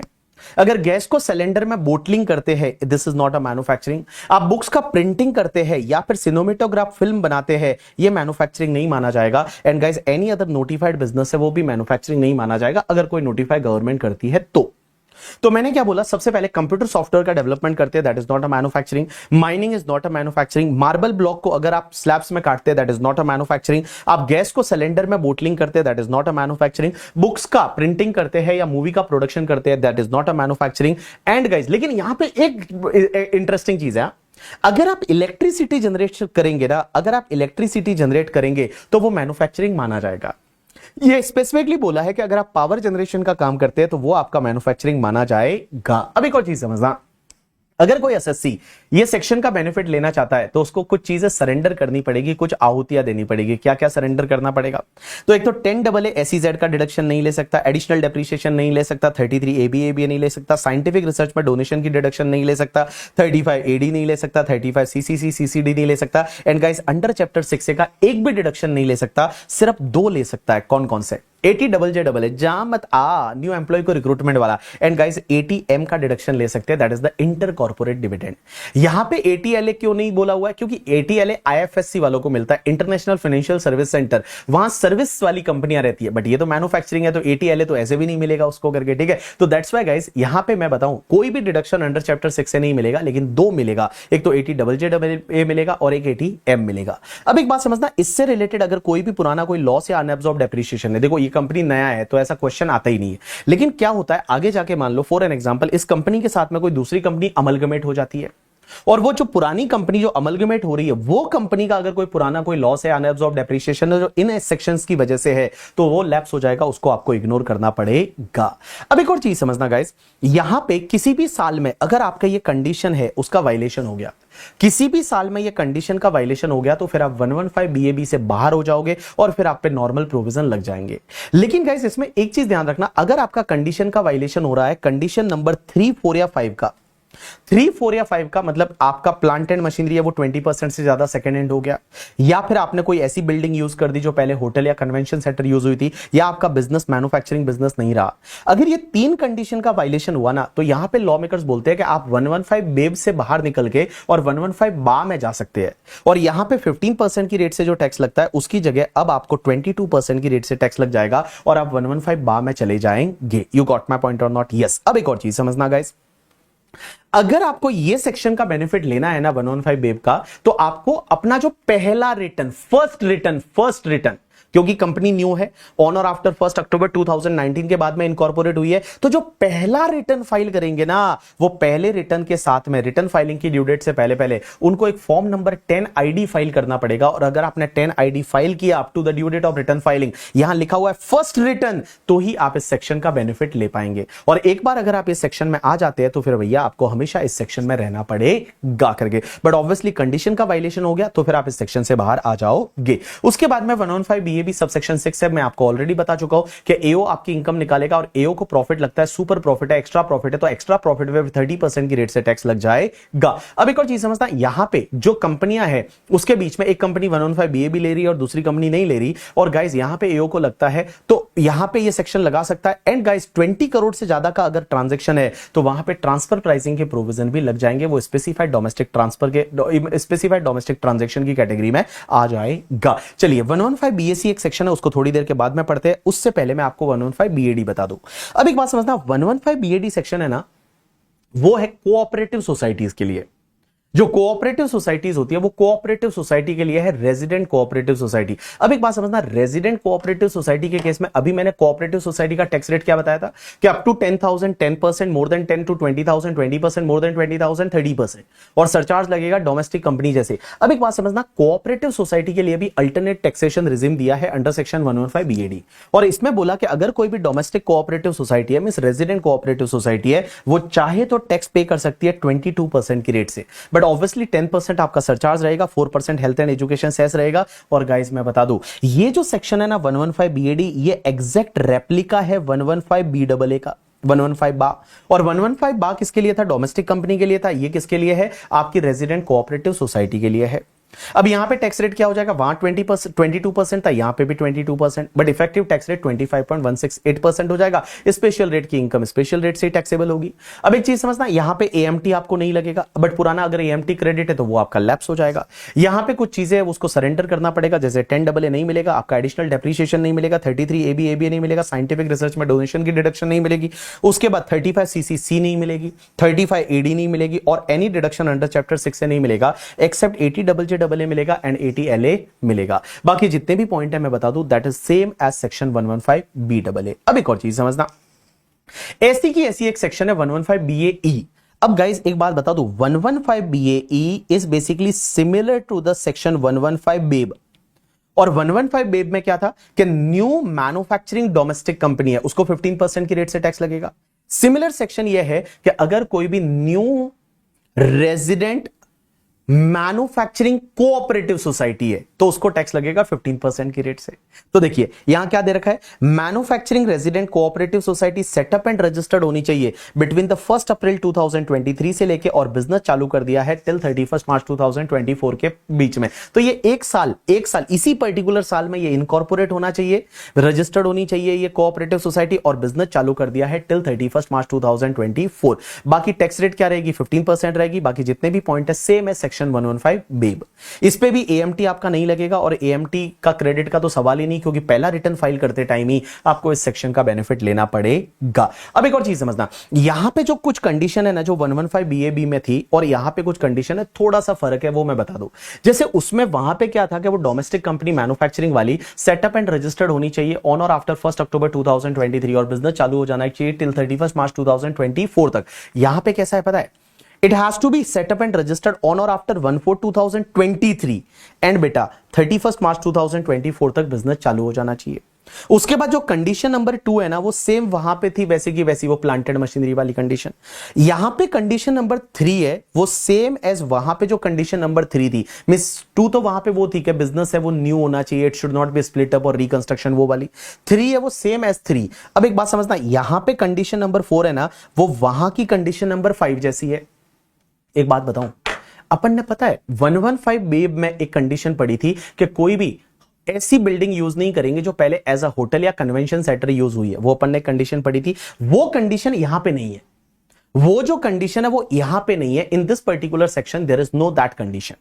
इन दिस पर्टिकुलर सेक्शन वो कंडीशन नहीं है, यहां पे वो कंडीशन नहीं है कि ऐसी कोई बिल्डिंग जो पहले एज अ होटल या कन्वेंशन सेंटर यूज की थी वो आप यूज नहीं करोगे, वो कंडीशन यहां पे नहीं है। बाकी सब कंडीशन जो वहां पे थी वैसी की वैसी यहां पे है करके। और बेटा फर्स्ट रिटर्न फाइल करने से पहले पहले आपको इस सेक्शन का बेनिफिट लेना पड़ेगा करके, ठीक है, डन। अब एक और चीज समझना गाइस, अब आपकी लास्ट एक स्पेशल वाली जो सेक्शन है that is the 115 BAC. Yes people, now next section is a 115 BAC। 115 BAC भाई साहब ये सेक्शन में इस बार अमेंडमेंट हुआ है, और अमेंडमेंट क्या है समझने की कोशिश करना। तो सबसे पहली चीज ये सेक्शन है 115 BAC, ये बोलती है कि individual HUF AOP BOI artificial juridical person, अरे sir individual HUF AOP BOI artificial juridical person के केस में तो आपका स्लैब रेट वो था ना up to 2,50,000 there is no tax, 2,50,000 to 5 lakh, 5%, 5 lakh to 10 lakh, 20% more than 10 lakh, 30%। But guys यहां पे अगर आप 115 बीएसी लेते हो तो 115 बीएसी अभी आपका डिफॉल्ट टैक्सेशन रिजिम है, और ये सेक्शन बोलती है कि यहां पे आपकी ये स्लैब रेट लगेगी up to 3 lakh there is no tax, 3 lakh to 7 lakh 5%, 7 lakh to 10 lakh 10%, 10 lakh to 12 lakh 15%, 12 lakh to 15 lakh 20%, and more than 15 lakh 30%। Guys यहां पे इस सेक्शन में अमेंडमेंट हुआ है। लास्ट ईयर तक कैसे होता था ना कि यहां पे 3 लाख टू 6 लाख है वो 5% था, बट अभी यहां पे हो गया है 3 लाख टू 7 लाख है वो 5% है, 7 लाख टू 10 लाख है वो 10% है, एंड 10 लाख टू 12 लाख है वो आपका 15%, 12 lakh to 15 lakh 20%, and more than 15 lakh 30%। लेकिन सर एक बात बताओ, आप बोल रहे हो कि individual HUF AOP BOI artificial juridical person, लेकिन guys other than cooperative society, because cooperative society के लिए 115 बीएडी 115 बीएई है ना, तो अदर देन कोऑपरेटिव सोसाइटी बाकी अगर individual HUF AOP BOI artificial juridical person है तो ये स्लैब रेट से टैक्स लग जाएगा। अब एक चीज समझना सर, क्वेश्चन ये आता है स्पेशल रेट्स की इनकम का क्या होगा, तो मैं बताऊं स्पेशल रेट्स वाली इनकम है जैसे एलटीसीजी 112 है, एलटीसीजी एसटीसीजी 111 है, विनिंग का इनकम, तो स्पेशल रेट्स की इनकम है वो स्पेशल रेट से ही टैक्सेबल होगी। लेकिन सर एक बात बताओ, ये टैक्स रेट हो गई, लेकिन व्हाट अबाउट द सरचार्ज, क्या सरचार्ज लगेगा या नहीं लगेगा? गाइस सरचार्ज लगेगा, लेकिन surcharge depends on total income. यहां पे वो मैंडेटरीली 10% वाला सरचार्ज नहीं है, जैसे 115 बा, 115 बेब, 115 बीएडी, 115 बीएई में वहां मैंडेटरीली 10% सरचार्ज था। यहां guys surcharge depends on the total income. अगर टोटल इनकम आपका अप टू 50 लाख रुपीज है then there is no surcharge, total income more than 50 lakh up to 1 crore है then there is a surcharge of 10%, total income more than 1 crore up to 2 crore है surcharge of 15%, and more than 2 crore है तो surcharge is 25%। Guys यहां पे ध्यान रखना आपका 37% वाला सरचार्ज नहीं लगेगा, इस केस में 37% वाला सरचार्ज नहीं लगेगा, even income is more than 5 crore तो भी 37% वाला सरचार्ज नहीं लगेगा, 25% वाला सरचार्ज ही लगेगा if income is more than 2 crore. अब एक और चीज समझना, सर हमने देखा था जहां जहां सरचार्ज लगता है वहां मार्जिनल रिलीफ मिलता है, तो क्या इस केस में भी मार्जिनल रिलीफ मिलेगा? आंसर इज यस, इस केस में भी आपको मार्जिनल रिलीफ का बेनिफिट है वो मिल जाएगा। जैसे इनकम अगर little bit more than 50 lakh या 1 करोड़ या 2 करोड़ है तो आपको मार्जिन रिलीफ देखना पड़ेगा, एंड उसके बाद में हेल्थ एंड एजुकेशन सेस है वो आपका 4% लग जाएगा। अब एक और चीज समझना, अगर इंडिविजुअल एचयूएफ एओपी भी आर्टिफिशियल जुरिडिकल पर्सन ये डिफॉल्ट टैक्सेशन रेजिम 115 बीएसी के हिसाब से टैक्स भरते हैं तो गाइस एएमटी नहीं लगेगा, एंड पुराना अगर तुम्हारा एएमटी क्रेडिट है तो वो एएमटी क्रेडिट आपका लैप्स हो जाएगा, उसको अब आप सेट ऑफ कैरी फॉरवर्ड नहीं कर सकते, एएमटी क्रेडिट आपका लैप्स हो जाएगा।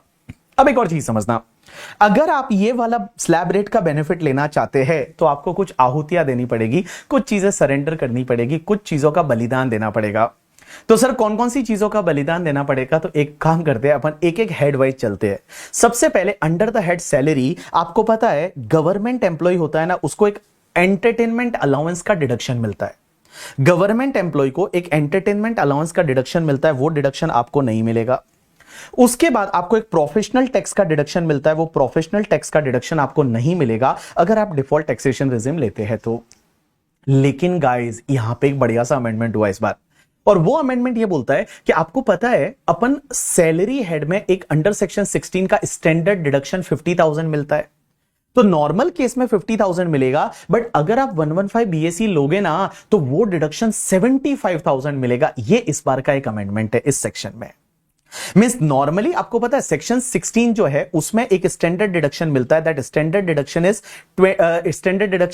50,000। बट गाइस अगर आप 115 बीएसी लेते हो तो ये वाला जो स्टैंडर्ड डिडक्शन है ना ये 75,000 हो गया है, तो ये उल्टा बेनिफिट ज्यादा मिलेगा। अगर आप ये 115 बीएसी लेते हो तो standard deduction under the head salary will be the 75,000। तो देखो क्या क्या नहीं मिलेगा, एक तो एंटरटेनमेंट अलाउंस का डिडक्शन नहीं मिलेगा, प्रोफेशनल टैक्स का डिडक्शन नहीं मिलेगा, एंड गाइस जो लीव ट्रेवल कंसेशन, अगर इंडिया में आप कहीं घूमने जाते हो और आपका एम्प्लॉयर अगर पैसे देता है घूमने के लिए और उसका एक एग्जेम्पशन मिलती है अंडर सेक्शन 10(5) तो वो आपको नहीं मिलेगी। उसके बाद एचआरए का एग्जेम्पशन मिलता है, एचआरए का एग्जेम्पशन कितना मिलता है पता है? 40% और 50% ऑफ सैलरी, और एक्चुअल अमाउंट रिसीव्ड और rent paid minus 10% of salary. जो एचआरए का एग्जेम्पशन मिलता है ना वो एग्जेम्पशन आपको नहीं मिलेगा। उसके बाद जितने भी अलाउंसेस होते हैं, अलाउंसेस अंडर सेक्शन 10(14), और गाइस अलाउंसेस के एग्जेम्पशन मिलते हैं, आपको पता रहेगा इंटरमीडिएट वो children hostel allowance, children education allowance and all, उसके एग्जेम्पशन मिलते हैं, वो सब नहीं मिलेगा। तो कोई भी अलाउंसेस का एग्जेम्पशन नहीं मिलेगा, बट गाइस तो भी 4 एग्जेम्पशन मिलेगी। अगर आप 115 बीएससी लेते हो तो अलाउंसेस के एग्जेम्पशन आपको नहीं मिलेंगे, बट तो भी आपको 4 एग्जेम्पशन मिलेंगे, that is the DTDC. DTDC को ऐसे याद कैसे रखोगे? तो डी का मतलब होता है दिव्यांग एम्प्लॉय। जो हैंडीकैप्ड एम्प्लॉय होता है ना उसको अगर कम्यूटेशन अलाउंस या जिसको ट्रांसपोर्ट अलाउंस बोलते हैं वो अगर मिल रहा है ना तो उसमें 3,200 पर मंथ का एग्जेम्पशन मिलता है, तो वो एग्जेम्पशन मिलता रहेगा even employ opted the section 115 BAC. दूसरा आपका travelling on tour allowance, daily allowance and conveyance allowance. Guys ये travelling on tour allowance, daily allowance and conveyance allowance, इसमें क्या होता है जितना आप एक्चुअल में एक्सपेंडिचर करते हैं उतना एग्जेम्प्ट हो जाता है, तो वो वाला एग्जेम्पशन आपको मिलता रहेगा even you are opting 115 BAC. अब एक और चीज समझना, ये तो बात हो गई सैलरी की। अब आप एक बात समझना हाउस प्रॉपर्टी में, हाउस प्रॉपर्टी में अगर आपका कोई सेल्फ ऑक्यूपाइड प्रॉपर्टी होता है ना तो सेल्फ ऑक्यूपाइड प्रॉपर्टी के केस में यू नो दैट आपको एक इंटरेस्ट का डिडक्शन मिलता है अप टू 2 लाख रुपीज और 30,000, वो नहीं मिलेगा। तो 115 बीएससी ले रहे हैं तो आपका सेल्फ ऑक्यूपाइड प्रॉपर्टी के केस में जो आपका सेल्फ ऑक्यूपाइड प्रॉपर्टी है वो सेल्फ ऑक्यूपाइड प्रॉपर्टी में आपको जो 30,000 या 2 लाख का डिडक्शन है वो आपको नहीं मिलेगा। तो एसओपी का इनकम ऑलवेज निल रहेगा करके, ठीक है। लेकिन जो एलओपी डीएलओपी है, एलओपी का मतलब लेट आउट प्रॉपर्टी, डीएलओपी का मतलब deem to be let out property. तो गाइस एलओपी डीएलओपी के केस में आपको इंटरेस्ट का डिडक्शन मिलेगा और एलओपी डीएलओपी में लॉस आ सकता है, लेकिन एक चीज ध्यान रखना, अगर एलओपी डीएलओपी में आपका लॉस आता है ना तो वो लॉस किसी और हेड से सेट ऑफ नहीं कर सकते। नॉर्मल केस में क्या होता है कि अगर हाउस प्रॉपर्टी हेड का लॉस है तो वो किसी और हेड से सेट ऑफ हो सकता है up to the 2 lakh rupees. But guys अगर 115 बीएससी ले रहे हैं और एलओपी और डीएलओपी में लॉस आता है तो वो लॉस किसी और हेड से सेट ऑफ नहीं कर सकते, एंड गाइज वो लॉस को आप कैरी फॉरवर्ड भी नहीं कर सकते। वो लॉस आप कैरी फॉरवर्ड नहीं भी नहीं कर सकते, वो आपका लैप्स हो जाएगा। तो मैंने क्या बोला, देखो सैलरी हेड में तो आपको ये बेनिफिट छोड़ने पड़ेंगे। हाउस प्रॉपर्टी हेड में सेल्फ ऑक्यूपाइड प्रॉपर्टी में इंटरेस्ट का डिडक्शन नहीं मिलेगा। उसके बाद में let out property, deem to be let out property में लॉस आ सकता है, बट वो लॉस किसी और हेड से सेट ऑफ नहीं होगा। एंड गाइस वो लॉसेस है वो आप कैरी फॉरवर्ड भी नहीं कर सकते। अगर मैं बिजनेस की बात करूं तो बिजनेस में बेटा आपको 10AA SEZ वाला डिडक्शन नहीं मिलेगा। ये बेसिकली डिडक्शन टॉपिक में मिलता है, नॉट बिजनेस में, ये डिडक्शन टॉपिक में मिलता है, बट ये नहीं मिलेगा। एडिशनल डेप्रिसिएशन नहीं मिलेगा, 33AB ABA नहीं मिलेगा। साइंटिफिक रिसर्च में जो डोनेशन वाली डिडक्शन है वो आपको नहीं मिलेगा, 35AD नहीं मिलेगा एंड 35CCC नहीं मिलेगा। उसके बाद अगर अदर सोर्सेज की बात करूं तो जो भी माइनर की इनकम जब पेरेंट्स के हाथ में ऐड होती है ना, माइनर की इनकम जब पेरेंट्स के हाथ में ऐड होती है तो पेरेंट्स को एक 1500 पर एनम पर चाइल्ड का एक एग्जेम्पशन मिलता है, वो एग्जेम्पशन नहीं मिलेगा। जो भी तुम्हारे MP MLA होते हैं उनको क्या होता है, डेली अलाउंस या कॉन्स्टिट्यूएंसी अलाउंस मिलता है जो कि एग्जेम्प्ट होता है अंडर सेक्शन 1017, वो एग्जेम्पशन नहीं मिलेगा। एज वेल एज गाइज आपको अंडर चैप्टर 6A का कोई भी डिडक्शन नहीं मिलेगा। 80C नहीं मिलेगा, 80D नहीं मिलेगा, 80DD नहीं मिलेगा, 80TTA नहीं मिलेगा, 80TTB नहीं मिलेगा। ये सब 80 वाले जो डिडक्शन है वो नहीं मिलेंगे, बट 4 डिडक्शन मिल जाएंगे। एक तो 80JJAA मिल जाएगा, जहां मत आ न्यू एम्प्लॉय को रिक्रूट करते हैं वो वाला। एक 80CCD2 एंड 80CCH2 मिलेगा और एक 80LA मिलेगा। 80LA मींस IFSC में लोकेटेड यूनिट वाला। 80CCD2 क्या होता है कि अगर आपका एम्प्लॉयर है वो आपके लिए NPS में पैसा डालता है, न्यू पेंशन स्कीम में, तो उसका डिडक्शन आपको मिलेगा। एंड गाइस उसका डिडक्शन कितना मिलता है पता है, जितना एम्प्लॉयर ने कॉन्ट्रीब्यूशन किया और 14% ऑफ द सैलरी, क्योंकि आप 115 BAC ले रहे हो तो 14% ऑफ द सैलरी है, उतने का आपको डिडक्शन 80CCD2 में मिलेगा, वो मिलेगा। उसके बाद जो अग्निपथ स्कीम है उसमें जो अग्निवीर कॉर्पस फंड है उसमें आपके गवर्नमेंट ने जितना पैसा डाला वो पहले सैलरी में टैक्सेबल हो जाएगा और उसके बाद 80CCH में आपको डिडक्शन मिलेगा, तो 80CCH2 आपको मिल जाएगा। यू गॉट माई पॉइंट और नॉट? यस। अब एक और चीज समझना, इन सेक्शन की वजह से अगर कोई पुराना तुम्हारा कोई लॉस है या अनएब्सॉर्ब डेप्रिसिएशन है, इन सेक्शन की वजह से अगर कोई पुराना लॉस है या अनएब्सॉर्ब डेप्रिसिएशन है तो वो आप सेट ऑफ नहीं कर सकते। एंड गाइस अगर अनएब्सॉर्ब डेप्रिसिएशन में जैसे एडिशनल डेप्रिसिएशन है तो वो आप सेट ऑफ नहीं कर सकते, वो आपका लैप्स हो जाएगा। अब एक और चीज समझना गाइस, मैं आपको बताऊं अभी ये सेक्शन 115 BAC है ना, ये 115 BAC डिफॉल्ट टैक्सेशन रेजिम है। मतलब आप कुछ भी नहीं करोगे तो आपको 115 BAC लग जाएगा। देखो बाकी जितनी भी सेक्शन थी ना उसमें क्या था कि 115 बा, 115 बेब, 115 BAD, 115 BAE, अगर आपको वो सेक्शन लेनी है तो फॉर्म भरना है, नहीं लेनी है तो कोई बात नहीं। लेकिन गाइज इसमें कैसा है पता है, अगर आप कुछ भी नहीं करोगे तो बेटा ये वाली सेक्शन डिफॉल्ट टैक्सेशन रेजिम है। डिफॉल्ट टैक्सेशन रेजिम मतलब डिफॉल्ट आपको 115 BAC मिल जाएगी, डिफॉल्ट आपको 115 BAC मिलेगी।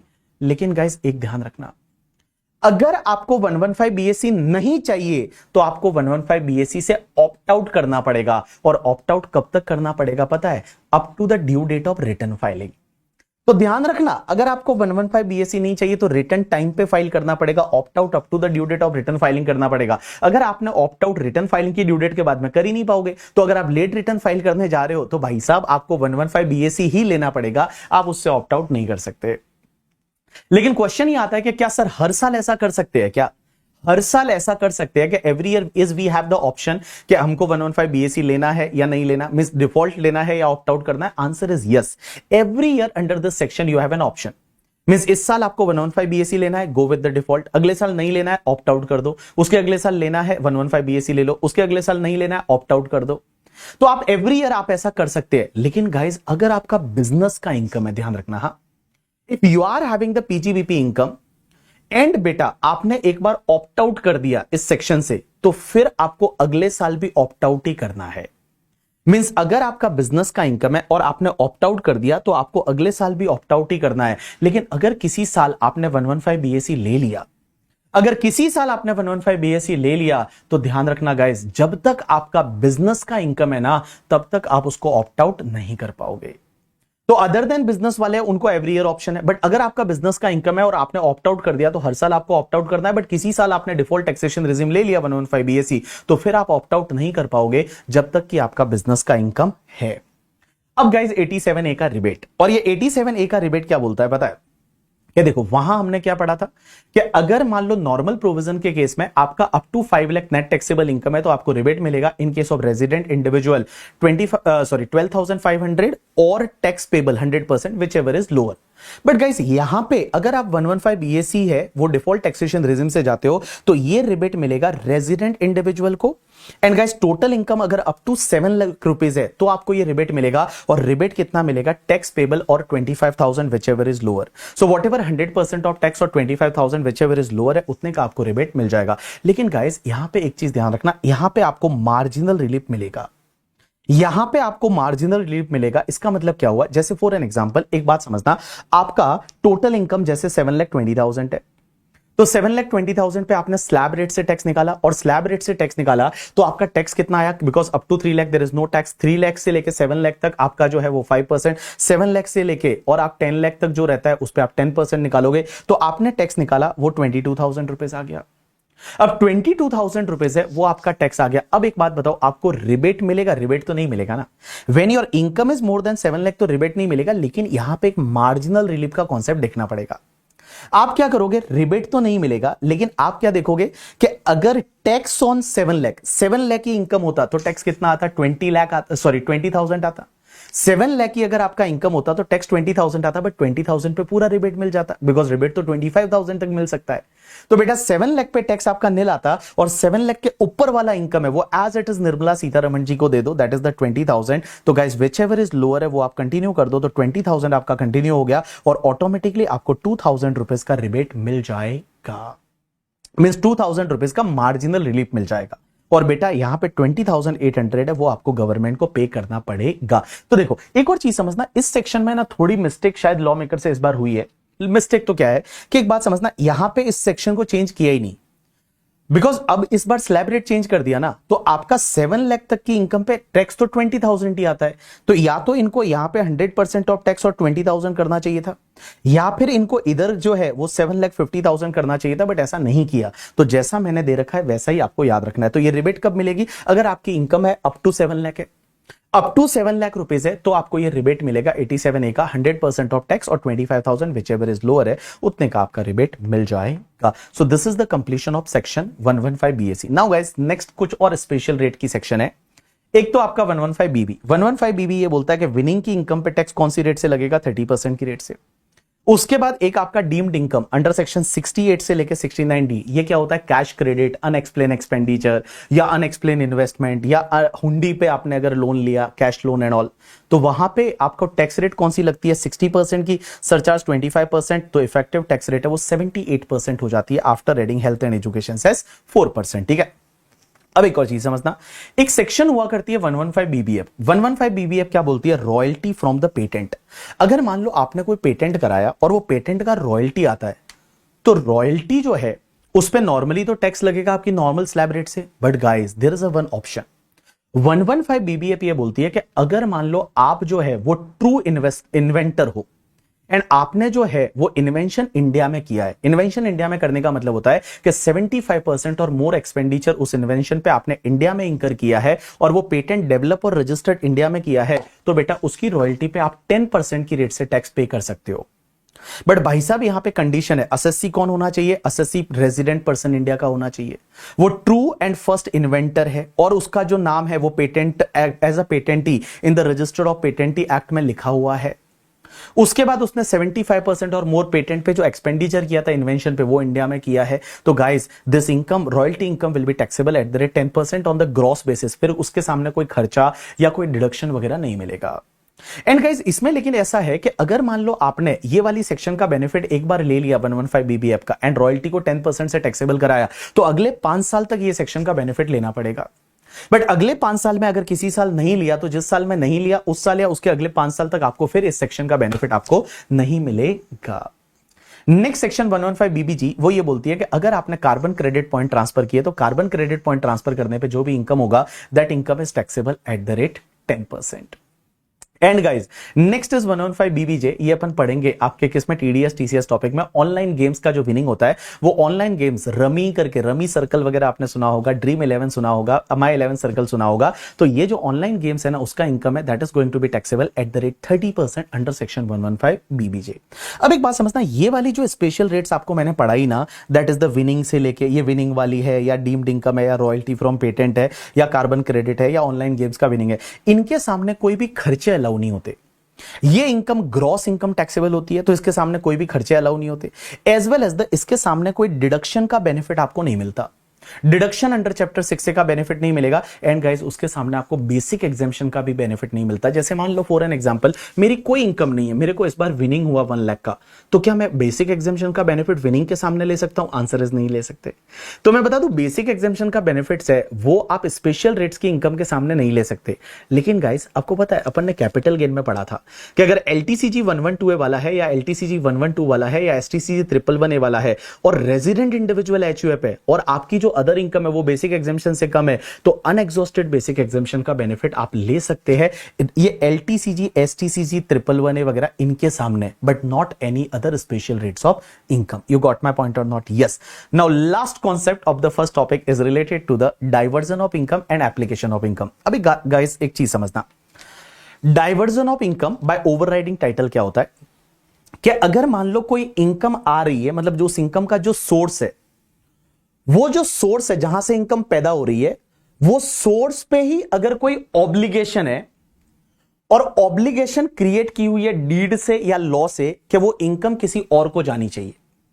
अगर कोई इनकम आ रही है मींस इनकम का जो सोर्स है वो सोर्स पे ही अगर मान लो कोई ऑब्लिगेशन क्रिएट की हुई है due to the law or due to any deed or due to any agreement, and guys वो सोर्स पे ही अगर ऑब्लिगेशन है कि इसमें से कुछ इनकम किसी और पर्सन को जानी चाहिए, तो इस कॉन्सेप्ट को बोला जाता है diversion of income by overriding the title, and वो इनकम फिर वो उस अदर पर्सन के हाथ में टैक्सेबल हो जाएगी।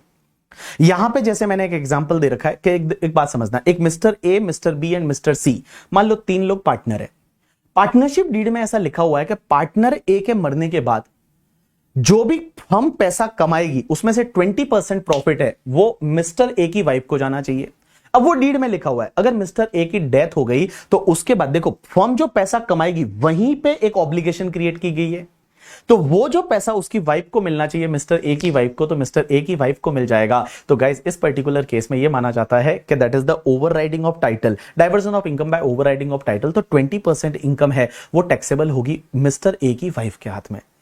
एक होता है application of income. Application of income क्या होता है कि जैसे आपकी इनकम आ गई, मतलब सोर्स पे कोई कंडीशन नहीं है, बट इनकम आने के बाद आप किसी को वो पैसा दे देते हो या आप किसी को डाइवर्ट करते हो, तो that is called application of income. जैसे मान लो फॉर एन एग्जांपल किसी पर्सन का डाइवोर्स हो गया और डाइवोर्स के बाद उसने बोला हुआ है, मान लो बोला हुआ है कि भैया जो भी वो कमाएगा उसमें से कमाने के बाद उसको मान लो 20,000 उसकी वाइफ को एज अ मेंटेनेंस देना है, तो वो 20,000 देना है, that is called application of income. तो इस पर्टिकुलर केस में जो इनकम होगी वो हस्बैंड के हाथ में ही टैक्सेबल हो जाएगी। You got my point or not? Yes. So this is the completion of your topic number 1 of the CA final and CMA final. Now guys, ये आपका टॉपिक नंबर 1 हुआ। तो मैंने इसको कंप्लीट कराने के लिए 1 घंटा और 20 मिनट्स लिया है। तो शायद अगर आप इसको 1 घंटा 20 मिनट सुनोगे और कम से कम 8-10 बार तो सुन ही लेना। बट कब सुनना है? एक तो जब आप रिवीजन चालू करते हो तो पहली बार ये सुन के और फिर आप टॉपिक को रिवाइज करोगे तो फटाफट समझ जाएगा। दूसरी चीज आपको कब सुनना है? जब आप मान लो नॉन प्रोडक्टिव चीजें कर रहे हो, कहीं घूमने गए हो, टाइम पास कर रहे हो, बस में ट्रेवल कर रहे हो, कुछ करने को है नहीं, तो लेट्स रिवाइज इट ना। कम से कम समझ में तो आएगा, थोड़ा बहुत दिमाग में तो बैठेगा, कुछ याद तो रहेगा अपने को। तो भाई साहब इनकम टैक्स बहुत ही वास्ट पेपर है एंड इनकम टैक्स को समझने के लिए बहुत याद करना पड़ता है। बहुत सारी चीजें हैं, वो अलग अलग तरीके की है, बहुत सारे सेक्शंस वगैरह है। तो guys I request you please listen this lecture at least for 5, 6, 7 time. और जब भी आप अनप्रोडक्टिव काम कर रहे हो, घूम रहे हो, कहीं खाना बना रहे हो, खाना खा रहे हो, तो भाई ये देख लो करके, अगर मान लो लेटेंट नहीं देख रहे हो तो इसको देख लो करके, ये बंदे को ठीक ही बोलता है, देख लो करके, ठीक है? तो आपका काम भी हो जाएगा, बहुत सारी चीजें आपको याद भी रह जाएगी। एंड गाइज देखो यार, अभी जो भी आप एग्जाम दे रहे हैं अच्छा रहेगा, एग्जाम रिजल्ट भी अच्छा आएगा ऐसा मुझे लगता है करके, because may 2025 November 2025 will be the good examination, good result. But मेरे को है ना एक चीज मैंने जिंदगी में सीखी है, क्या ना, सपने देखने चाहिए यार, सपने देखने चाहिए, मैनिफेस्ट करनी चाहिए चीजों को। और जब आप सपने देखते हो ना तो चीजें पूरी तो होती है, ये तो मैंने तो देखा है। And guys you know that सपने देखने चाहिए, मैनिफेस्ट करने चाहिए, बट ओनली वो चीज नहीं करनी चाहिए। उसके लिए आपको प्रोसेस पे ध्यान देना पड़ेगा, आपको हार्डवर्क करना पड़ेगा, आपको मेहनत करनी पड़ेगी। अगर आप इसके साथ में सही नहीं हो, इसके साथ ईमानदार नहीं हो, प्रोसेस के साथ ईमानदार नहीं हो, तो जो आप सपने देख रहे हो ना, मैनिफेस्ट कर रहे हो, या जो आप ड्रीम देख रहे हो, आपका गोल है, वो अचीव नहीं होगा। सो देखो, आपको हमेशा ये सोचना है कि यस, हमको सीए बनना है, it will be a very good life after becoming CA, obviously होती है। लेकिन उसके लिए देखो, रिजल्ट, डिजायर रिजल्ट चाहिए, but for that this process is very important ना। Don't cheat your process, don't sacrifice with your process. अगर आपकी प्रोसेस बहुत अच्छी है ना, तो डिजायर रिजल्ट अपने आप मिल जाएगा। गाइस, मैंने तो ये चीजें देखी है। जब मैंने पढ़ाना चालू किया था, तो I never like think that कि हमारे बीबी वर्चुअल का भी कभी वैल्यूएशन होगा या something. We never, because it is a teaching ना।